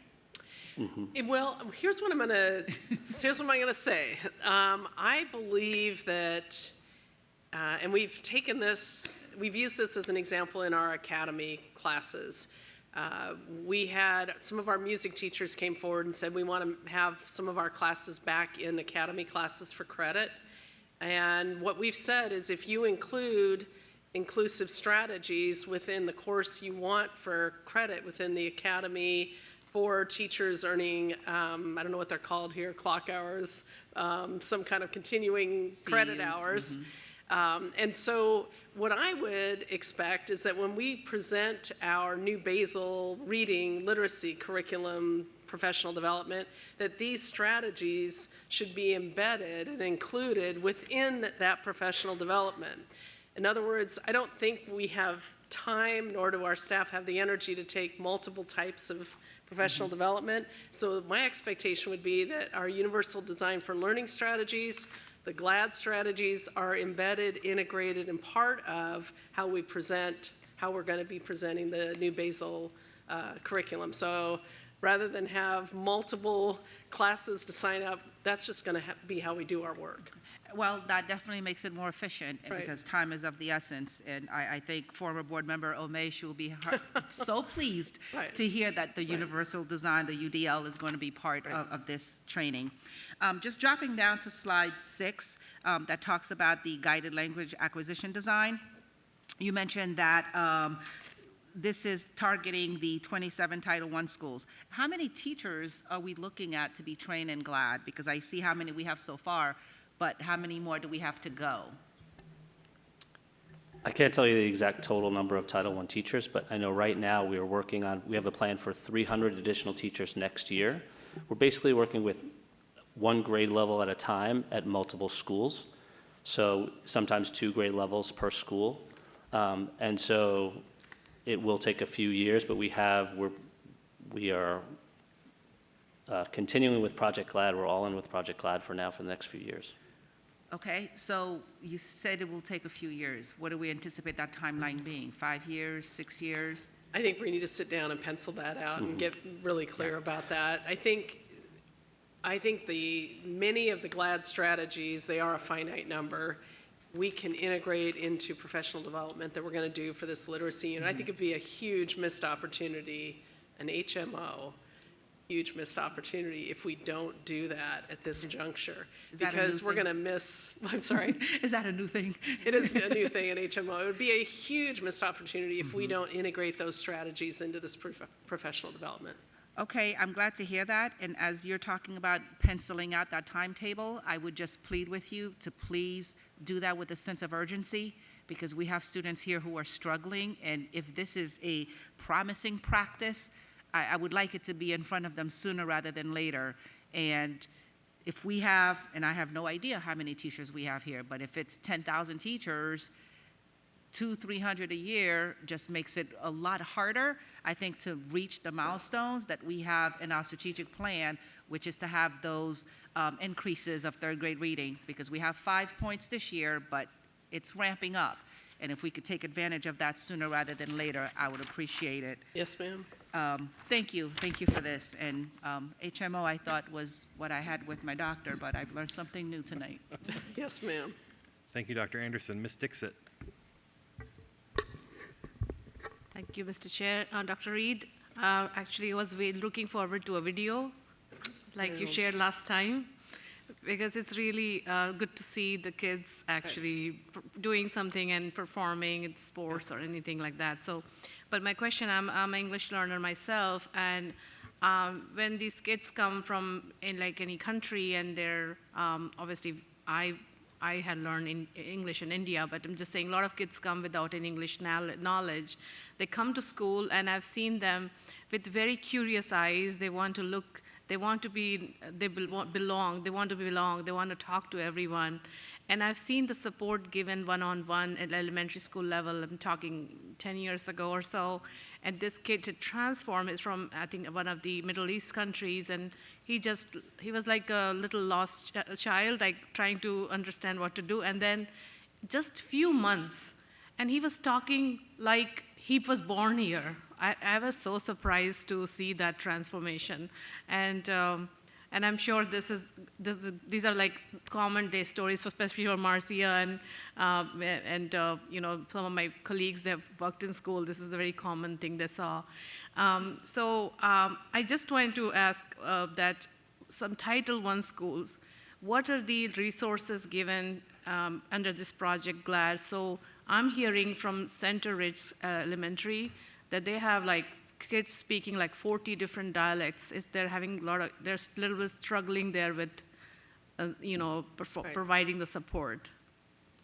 So I think that in fact, Ms. Klamenko and I were recently discussing what extra supports we can provide even as we roll out the new literacy basal resource. So I think that's top of mind right now. Do we have a Title I school response, Rich, to kind of what we're doing, or Dr. Ponce? I know you've been working with some of our schools with English language programming as well, because we're looking at that model. I know you and Rich met. I don't know if you have anything you want to add to how we're supporting Title I schools with our multilingual supports. I was about to send the whole number of teachers that we have in Title I. We are working, still counting all of them, but we have been working together. We're going to work and kind of standardize practices in all Title I, because as you work in different Title I's, they utilize the money differently. And this is what we are trying to do to make sure that, because all of them are receiving resources, but also remember some principles, because in the way that were designed, they spend a little bit differently than others. That's why when you go to Title I schools, you see different resources, and not necessarily because they don't have it or they did not receive it, it's because they utilize it differently. But that's why we are working together to make sure that they standardize practices. Thank you, Dr. Ponce. Rich, anything else you want to add to that? Well, I would just say that Project GLAD is, we are focused specifically on Title I schools with Project GLAD because it is a more intensive professional development journey for each teacher. So these strategies, as Dr. Reed said, our goal is to embed strategies using UDL over the next few years for all teachers. With this specific program, it is research-based. It's been around for a number of years out of California, New Mexico. And we found that, so the teachers, the reason why it is we're doing a few hundred teachers at a time is it's a 2-day like classroom training and then 4 days of observation. These are strategies that are used throughout the day, typically in content area during content time. So it will not overlap with the time that teachers are using the basal resources and during language arts block. This is typically done during math, social studies, or science, Project GLAD strategies, because we want our English learners, our multilingual learners, to understand content. And so these strategies are critical for that content understanding. So it doesn't mean that we can't use these strategies, we can't roll this out quicker in other ways. This particular promising practice, this particular program, is more of an intense, and so we wanted to use a finite number of schools for these first few years. Center Ridge being one of them, to your point. Yes. Thank you so much. Thank you, Dr. Reed. Yeah, thank you. Thank you, Ms. Dixit. Ms. Sizemore-Heiser. Yeah, just briefly. First, thank you very much for this information. I'm glad to see very targeted work for our English language learners around literacy interventions and literacy education. So a couple of just quick questions. Just one thing I wanted to point out, I know you mentioned it, but the fact that 48.2% of our students have a home language, speak a home language other than English, I think is a really important data point that I just wanted to lift up. And then I noticed in slide 7, it talks about some of the purchase of Benchmark Express, talks about leveraging culture and first language knowledge and fostering learner agency. And I would love to know, and if you don't know tonight, it's a follow-up, how are we leveraging students' culture, and how are we ensuring that what we're doing, whether it's literacy material or other, is culturally competent, and also culturally competent of sort of our families and the family engagement Right. piece? I think we can certainly add to that. I know, Ms. Klemenko, you likely have a response to that. My response would be, I will take the grace of a little time to make Absolutely. sure I can give you a Good. full response. Absolutely. Yeah, it just struck out to me because I think as someone, and I know I'm not the only one at this table who was there, but someone who was an English language learner and for whom English was not my first language, I think having an awareness of what that feels like and a cultural competency that goes along with that and a perspective taking perhaps would go a long way in terms of the success of our interventions and success of our programming. So I just was curious to learn a little more about how it fosters learner agency. And then I'm assuming with Project GLAD, which looks wonderful, the reason we're focused on Title I schools is because you've done the data on the correlation between English language learners and Title I schools, and I'm assuming there's more concentration of English learners at Title I schools. I just wanted to... I believe that we are looking at the elementary schools that have the highest concentration of multilingual learners. That's correct. Thank you. That was just one of my things. I know Title I schools are based on free and reduced price meal populations, and so I wanted to make sure that data was done, that it's a higher concentration of English or multilingual learners, I should Correct. say. Yes. And it sounds like a wonderful program. Those are really my two main questions, and I'd love it maybe offline at some point to understand a little more around the cultural aspect of some of the materials we bought. Yes, ma'am. Thank you, Ms. Sizemore-Heiser. Mr. Moon? Thank you, Mr. Chairman. Thank you for the presentation. This is one of those things I really cared about, and especially what I saw on page number 4 at the bottom was what I had on my mind for many, many, many years to talk about how English learners require greater emphasis on oral language development so they can attain sufficient language proficiency, which in turn will allow reading comprehension. I know, you know, we all know that the needs of English language learners are diverse, all depending upon where they came from, what educational backgrounds one may have, and etc. But especially those who come to the U.S. as teenagers at the later stage, as opposed to those who are born but still second language, English language learners, or those who come here from very early age, kindergarten, even before that, for those students who come at a later age, language development, it's not just developing the language, also develops their confidence in adapting to a new culture, new environment, new life. And for many of them, they need to really focus on their oral language development. They may already have some reading and writing, especially reading, skills, but many of them lack their oral language skills. And where I see as an area for improvement for a school system to do, I know it's not just on the part of a school system's job to do it, but when I see students of a certain background, certain language background, just amongst themselves, instead of interacting with the native speakers, they just, because they lack confidence in being able to communicate in English language with the native speakers, if they are only stay with those who speak their native tongue. That's where I think we need to do a better job of encouraging those students find a way to their newly developed oral language skills. Yes, sir. Thank you, Mr. Moon. Ms. St. John Cunning. Thank you. I just have a few comments. I'm really glad, no pun intended, to see that we're doing this and that there's such an emphasis on, a strong emphasis on training our teachers.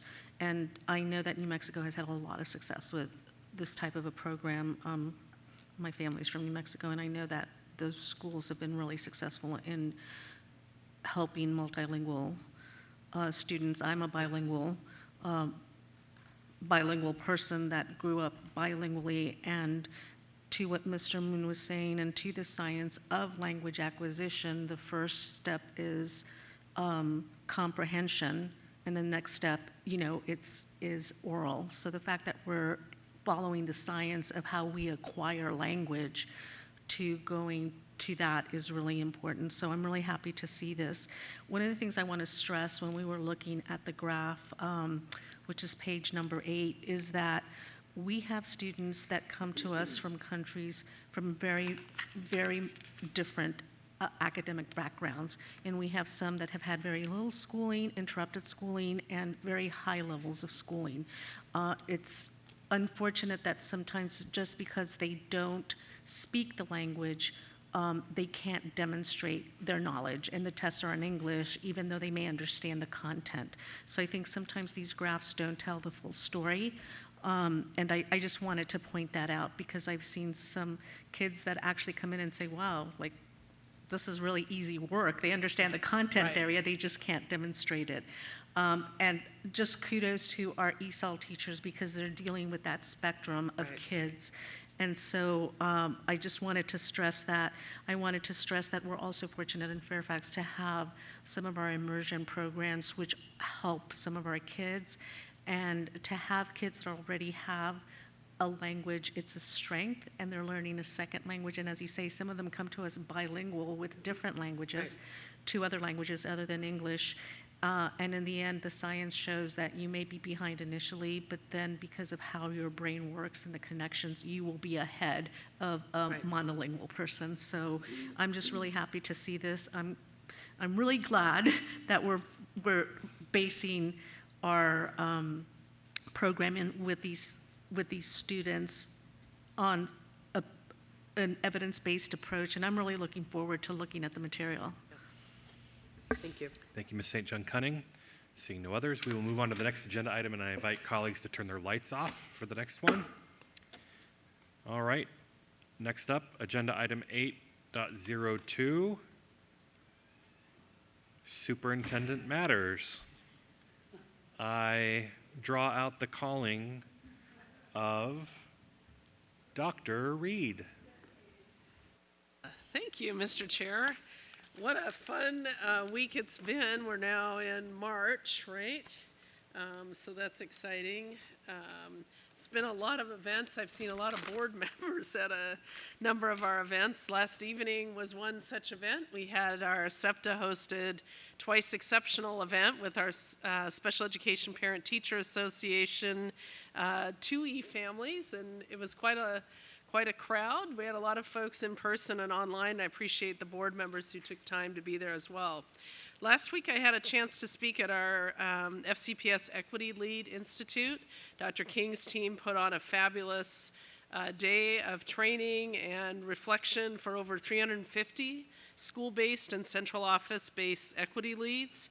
The theme this year was building bridges, breaking barriers, and how to build connections across diverse communities.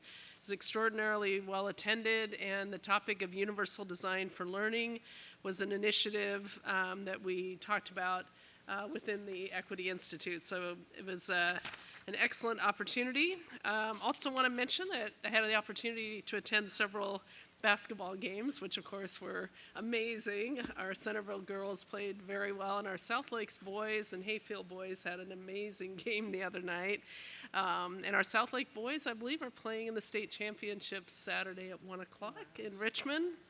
And I look forward to cheering our Seahawks on. They are the Seahawks, right? Yeah. Our Seahawks on. Go Seahawks. That comes easy from Seattle.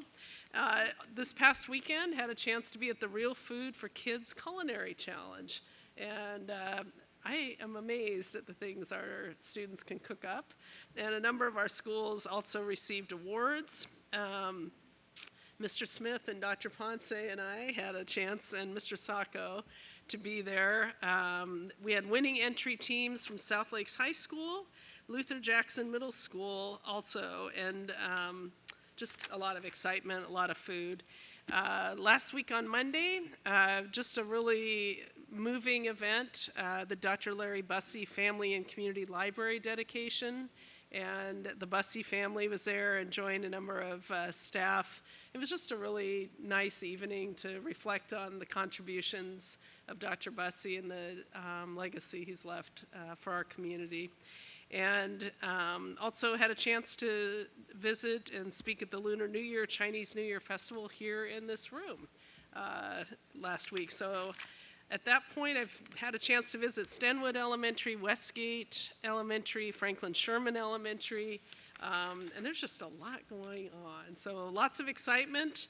And also want to just give a shout out to Annandale Adams head Adam, Sean DeRose, who received the 2024 Northern Virginia Educational Leadership Award from Leadership Fairfax. So I'm sure Principal DeRose is watching this evening.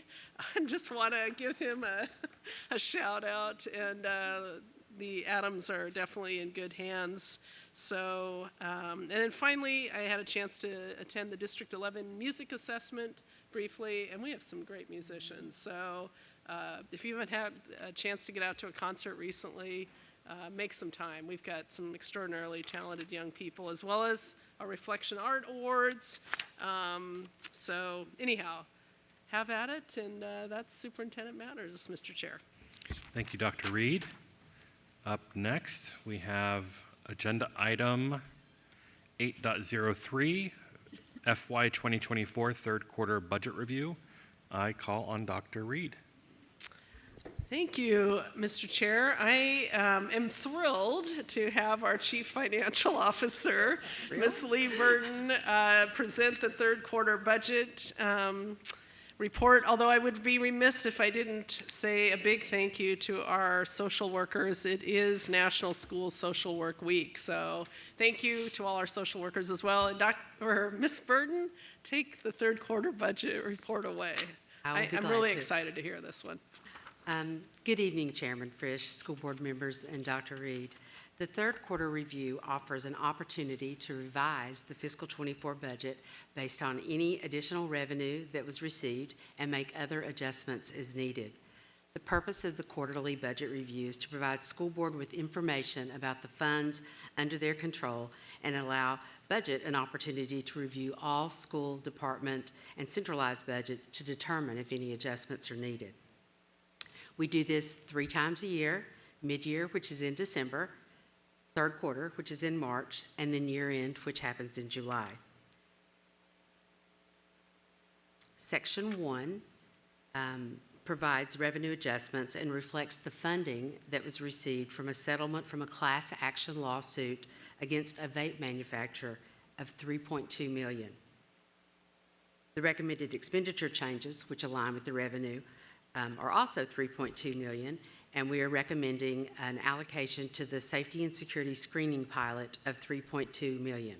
Recall that at year end, we allocated $3 million to the safety and security screening pilot, and we're proposing or recommending that we add an additional $3.2 million to that project at third quarter. Also recall that the $6.7 million was included in the fiscal 23 year end to fund continued enhanced summer school. At the time of year end, plans were incomplete for summer school 24, the upcoming summer. Program locations were not available yet, potential participation hadn't been projected.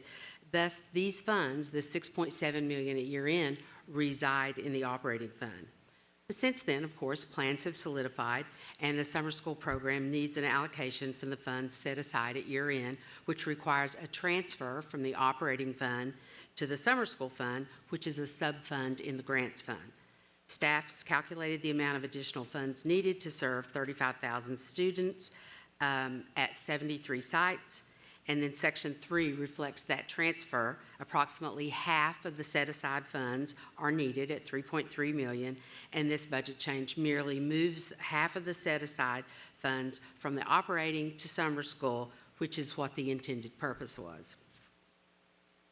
The remaining pages detail changes to other funds and other supplemental information.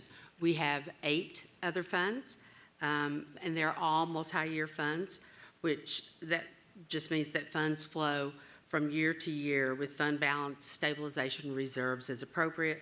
Generally, and with this third quarter, we're recognizing authorized bond proceeds for school construction, and then we have some increases to existing grants or new grants in food services, ACE, and the grant fund. And there are no changes to the other funds.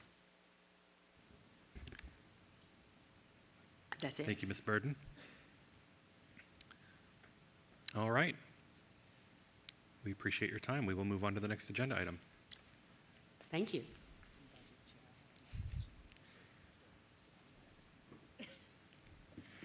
Agenda item number 9, consent agenda. Our adopted rules of parliamentary procedure, Robert's Rules, provide for a consent agenda listing several items for approval of the board by a single motion.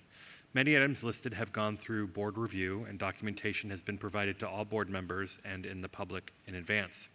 Items may be removed from the consent agenda at the request of any board member prior to the meeting. The consent agenda is on the screen. Is there any objection to approving the consent agenda? Hearing and seeing no objection, the consent agenda is approved. Agenda item 10, new business. The following are new business agenda items. There will not be a vote on these items this evening, but action is scheduled at a future meeting. Agenda item 11, board committee reports. I will now call on committee chairs to speak if they have anything to report. Audit Committee Chair, Mr. McElveen, do you have anything to report? Just to report that our committee met a couple Mondays ago, and we went over the annual audit plan, among some other things. Not too much going on at audit land right now. Thank you. Thank you very much. Governance Chair, Ms. Sizemore-Heiser, do you have anything to report? I do. The governance committee has been busy at work after the forum topic that the board passed in early February, I want to say. We have been working to come up with a timeline for reviewing policy 8130. And so our timeline is for governance to have that policy review and revision complete by May of this year, for then to move on to the board for a work session and further from there. So we have quite a bit of work ahead of this committee between now and May to do that. We have our next meeting next week, and we're going to start with developing our first revision of policy 8130 to then continue. Then we'll reach out to all the rest of the board members to hear their input and feedback before developing further drafts. So here we are. Thank you, Ms. Sizemore-Heiser. Budget Committee Chair, Dr. Anderson, do you have a report? Yes, I do. And I wish it was a happier one. Obviously, we've all been abreast of what's happening in the budget, and we know that the county has decided to advertise a real estate tax rate last Tuesday, which is the 4 cents, which will not help us to bridge the gap, except unless the percentage changes. So we still are facing an $89 million gap. We are hoping that any additional state funding, the conferees are expected to complete their work by the end of this week. I think the deadline is noon tomorrow. Hopefully that's done tomorrow. If not, then Saturday. And hopefully that will help us bridge the gap. It is likely that the board will have to have some conversations regarding reducing the FY25 budget if we do not have that cushion be met by the state. And once the state and local funding levels are finalized in early spring, the superintendent, if we still need to make some reductions, will be providing typically some recommendations for the board's consideration. And it will be a challenging discussion, but I think we need to be prepared for that. That is kind of the scenario I think we're looking at this point. Thank you, Dr. Anderson. A successful children and youth policy team, either Dr. Anderson or Ms. St. John Cunning, do you have a report? Ms. St. John Cunning? We met this week and we're preparing for our upcoming public meeting. We're trying to flesh out the agenda. Some of the highlights we discussed were the opioid crisis, addressing chronic absenteeism and how we could get community involvement with that. We're still trying to flesh that out, but it was a very productive conversation. Thank you, Ms. St. John Cunning. Agenda item number 12, board matters. Next on the agenda is board matters. I will call on each school board member to speak. Dr. Anderson, you're up first this week.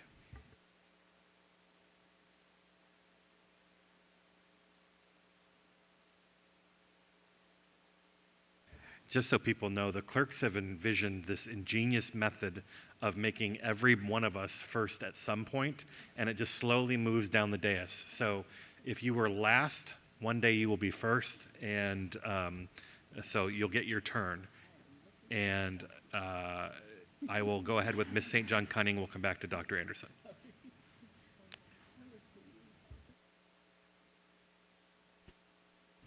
Okay.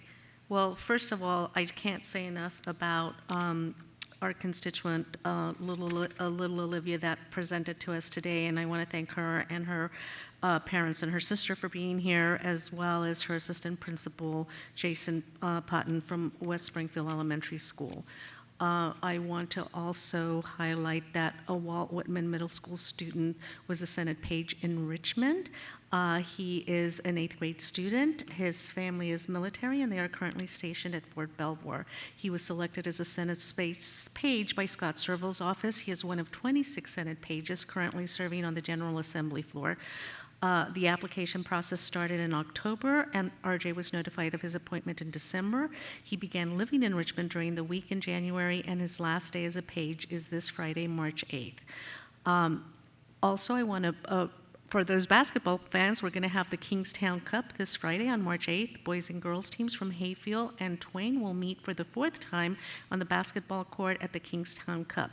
The Kingstown Cup was first played on March 2019, and the event was created to heighten respective student bodies' sense of belonging in their schools. Whether you were an athlete or on the court, participating in the pep band, singing the national anthem, or simply rooting in the stands, everyone, even for just one evening, can be connected to one another. And I have to wear green and orange for both teams that night. The middle school district orchestra assessment this weekend, March 8th and 9th, at 4 schools, and 26 ensembles will participate and be scored for their performances. This is a celebration of the amazing music education happening in the greater Alexandria area. Mr. Martin Garfield Levine is the director of the orchestra at Mark Twain. Middle school is this year's event chair. Thank you to Ms. Alicia Day, Jeff Collin, sorry I mispronounced that, from West Potomac High School for her role as a host. So a lot of great things going on in Franconia. Thank you, Ms. St. John Cunning. Dr. Anderson. Thank you. Yesterday, I had the honor to attend, also with Mr. Moon, the Fan Quest Special Olympics basketball game at Annandale High School, where the Adams took on the Justice Wolves. It was so exciting and so amazing. I absolutely loved it. The kids cheered so hard, and they had amazing lighting. It was a fantastic opportunity. Last week, I also had the opportunity to read to some enthusiastic students at Braddock Elementary Schools through the readathon, to the Read On Young Readers program. This is a program that was founded to mitigate the potential reading for English language loss for students due to remote learning during the COVID pandemic. This program has expanded to include in-person readings in addition to the virtual program, and it currently exists at Mason Crest Elementary and Braddock Elementary, and they are looking to expand further. 2 weeks ago, Falls Church High School held an open house to showcase the renovation and progress to the community. Because the open house was on a school board night, Mr. Frisch and I were unable to attend, but I did manage to have a sneak peek, and it's a fantastic space. The labs are tremendous and top of, state of the art, just a wonderful facility. So I'm very excited that our students are going to be able to see some of the new things rather than just living through just the construction. Annandale High School was recently recognized for its exceptional newsletter, the Annandale Community Insider, the Awards of Communication and Excellence to celebrate the creation of exceptional websites, newsletters, and social media content. So again, go Adams, as well to say congratulations to Mr. DeRose for his award because he's doing some really great things there. I do want to highlight some students. Last month, senior Simone Pendleton became Falls Church's girls basketball all-time leading scorer when she hit 1,316 points. She was also named to First Team All-Region National District Player of the Year and Defensive Player of the Year. Congratulations to you, Simone.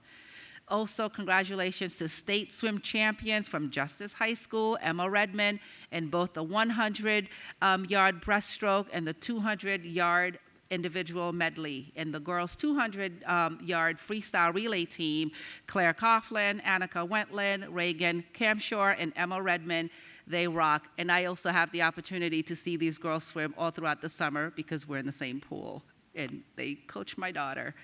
Also, congratulations to Mason District student Victoria Bugiorno from Edison High School, who received the Award of Merit for her photography in Virginia's PTA's Reflections Art Contest. So great things are happening in the Mason District. Thank you, Dr. Anderson. Ms. Lady. So Ramadan starts Sunday at sundown, and so I just want to uplift those in our community who observe. Also, to echo Dr. Reed, it's National School Social Worker Week. We thank you for all you do. So often constituents ask me how they can share their thoughts on issues important to their family and students. Right now we have several ways for you to do that. Please join FCPS at the next Community Conversations on Opioids on March 18 at 6:30 at Lake Braddock High School. Also, we have 2 budget Drainsville town halls coming up. One is this coming Monday, the 11th. That will be with Supervisor Bierman and myself and our CFOs.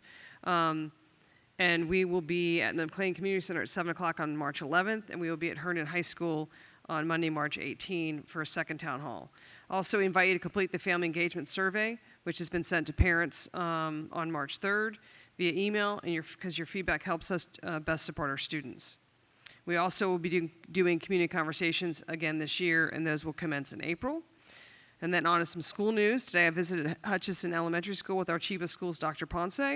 Thank you to Principal Ayala and her staff for such an in-depth look at their programs to address the needs of their students. It was wonderful to see their practices at work in the classroom across all grade levels. Congratulations to over 700 FCPS winners of the 2024 Regional Scholastic Art Award, including winners from Herndon High School, Langley, and McLean.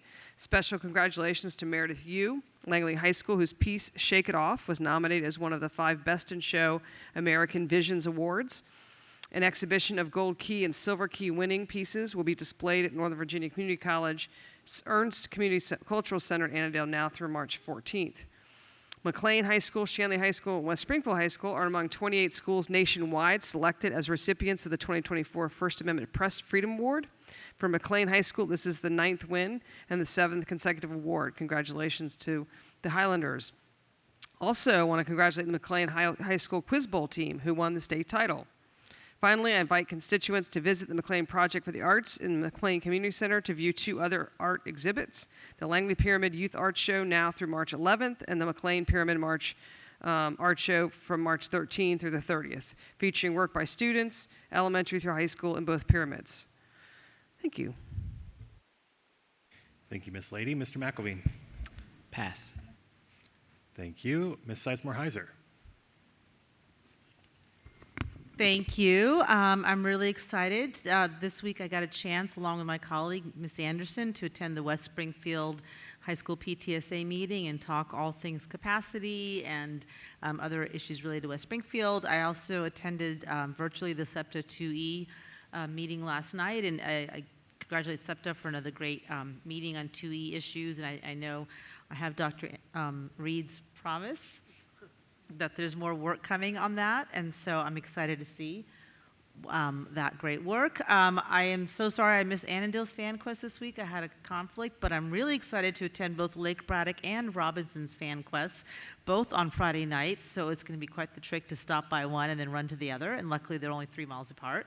So for those who don't know Fan Quest, it's an amazing, phenomenal event. So come on out to Lake Braddock or Robinson Friday night. I also wanted to thank Miss Olivia, the student who spoke earlier in support of Disability Awareness Week, and I have actually invited her to come back for our next meeting when I'm bringing a proclamation on neurodiversity celebration and asked her to come speak again. So I hope she takes me up, and I told her it would make my night if she does. So I hope she... Right, and then I want to also congratulate Irving Middle School, who's recently recognized as a WUSA 9 Eco Challenge winner. It's an opportunity for local schools to win $5,000 from Washington Gas to make their eco-friendly projects a reality. So they use donated and recycled items to build an aquaponics system, which is really phenomenal that our kids are doing that. West Springfield High School was one of 3 high schools, along with Chantilly and McLean, to receive the Journalism Education Association's 2024 First Amendment Press Freedom Award, and this is the 2nd consecutive award for West Springfield High School. So congratulations to the Spartans on recognizing how to support, teach, and protect First Amendment rights with an emphasis on student-run media. It is super, super exciting. And last but certainly not least, I'd like to lift up that Woodson High School's drama class will present a public performance of The Last Firefly, free for any student, pay what you can, ticket option for parents, on one day only, Saturday, March 9th at 10 a.m. It is the fantastic story of Boom, a child of thunder, and a mythical adventure about discovering one's inner strength. So for those who are interested in Boom and mythical adventures and discovering your inner strength, please check out Woodson. It is recommended for grades 2 and above, so just as an FYI there. And the last thing I wanted to mention is I want to congratulate the following Braddock District schools for earning VHSL state championships. We have Robinson Secondary Class 6 Golf, Woodson High School Esports Rocket League. In non-VHSL activities, Robinson Symphonic Band has been recognized as a Virginia Music Educators Select Performing Ensemble Group. And I'd also like to recognize the boys 400-meter swim relay from Lake Braddock for breaking not just a Lake Braddock school record, but a VHSL state record. So congratulations to the super fast swimmers at Lake Braddock. So with that, I am looking forward to a weekend of fun events at FanQuest, and I hope you all have a wonderful weekend.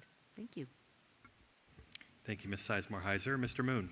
Thank you, Mr. Chairman. I thought about passing just like my colleague, Mr. McElveen, but I must point out that, oh, by the way, Dr. Reed, a Lunar New Year celebration, you and I, along with some other board members, attended those outside the Chinese community call that Lunar New Year's celebration as opposed to Chinese New Year. Mr. McElveen might call it Chinese New Year, but I don't. So having said that, I am going down to Richmond this Saturday. I don't know who else is going besides Dr. Reed. I expect to see her just to really be a good cheerleader. I did go to South Lakes High School yesterday to pick up a couple of T-shirts. So I'm gonna be proudly wearing Seahawks T-shirts down in Richmond. Thank you, Mr. Moon. Ms. Dixit. Thank you, Mr. Chair. Yeah. Thank you for all the community members, parents, students, principal, and staff who participated in the Sully District Budget Town Hall with Supervisor Kathy Smith. I'm grateful for your input and thoughtful comments. It was a good turnout. We really had a good conversation, good questions coming that day. Ms. Lee Burden was there with Alice. So I also I wanted to talk about the proclamation today on Women's History Month. I wanted to take a moment to celebrate the women's making history in our schools, including my colleagues in the school board office and on the FCPS leadership team. Approximately 75% of our nation's teachers' workforce is made up of women. I honor their passion, hard work, and resilience.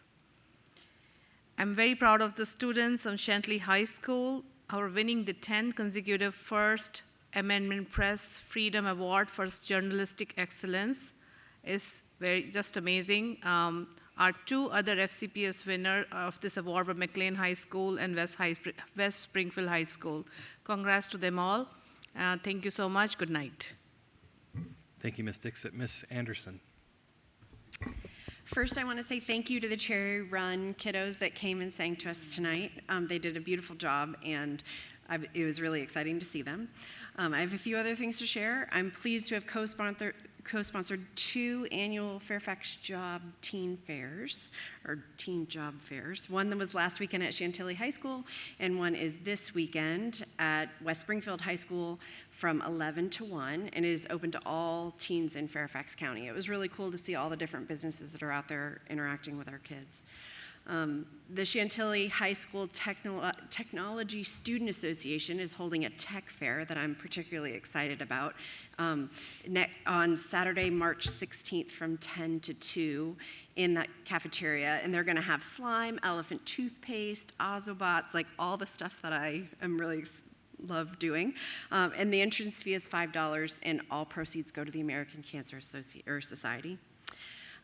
I was grateful to join the Lake Braddock Secondary School Autistic Student Association last week at their meeting to hear their concerns and suggestions, proving what I already know, that we have some amazing students who have a wealth of knowledge that we need to do more to tap into.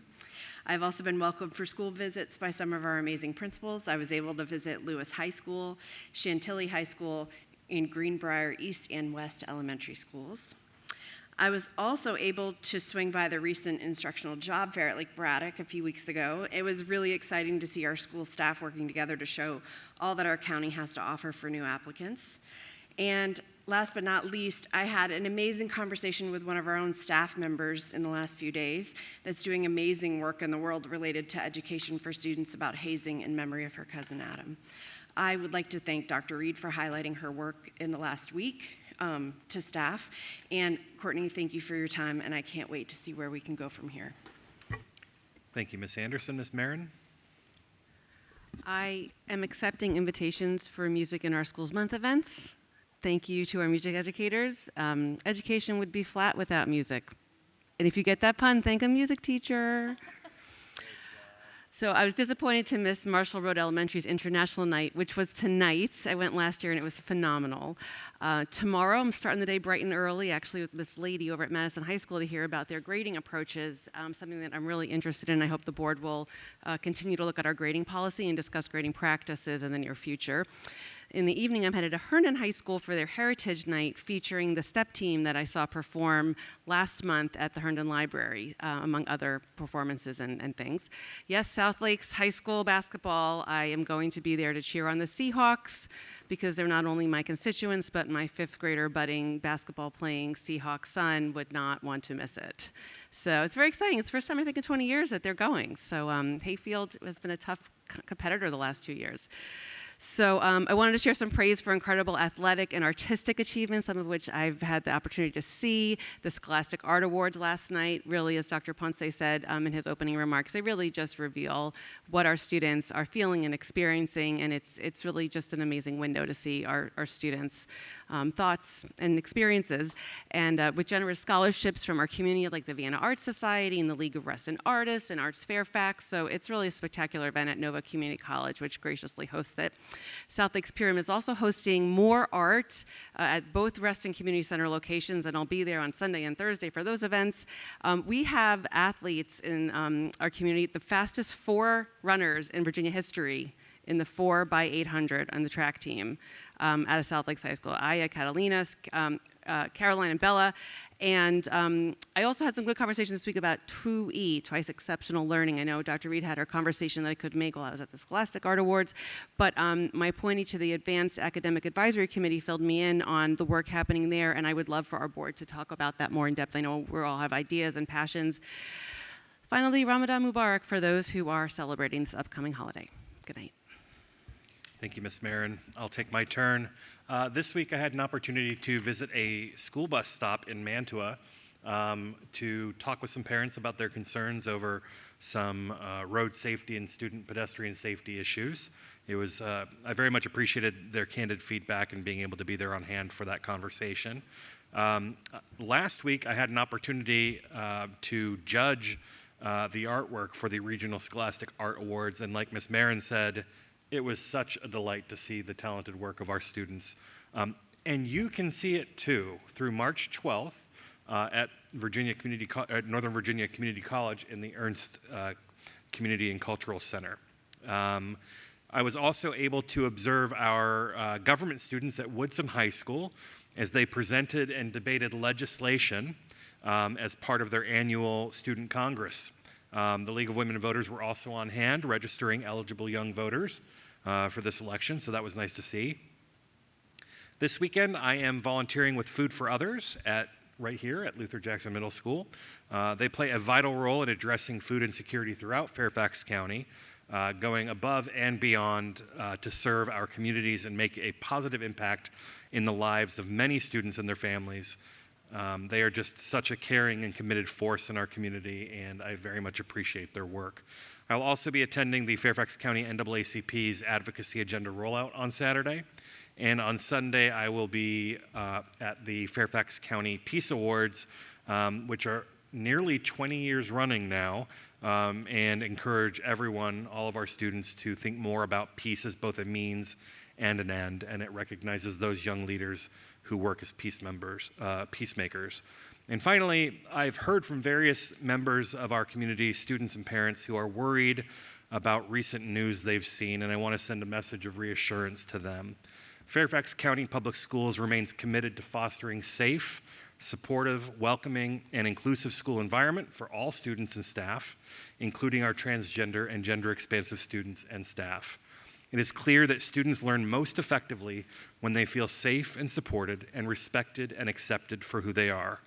All students have a right to privacy in Fairfax County Public Schools facilities or while participating in Fairfax County Public Schools sponsored events and activities. Any student who has a need or desire for increased privacy, regardless of the underlying reason, is provided with reasonable accommodations, including single-user facilities. Thank you. Have a good night, everyone. We're adjourned.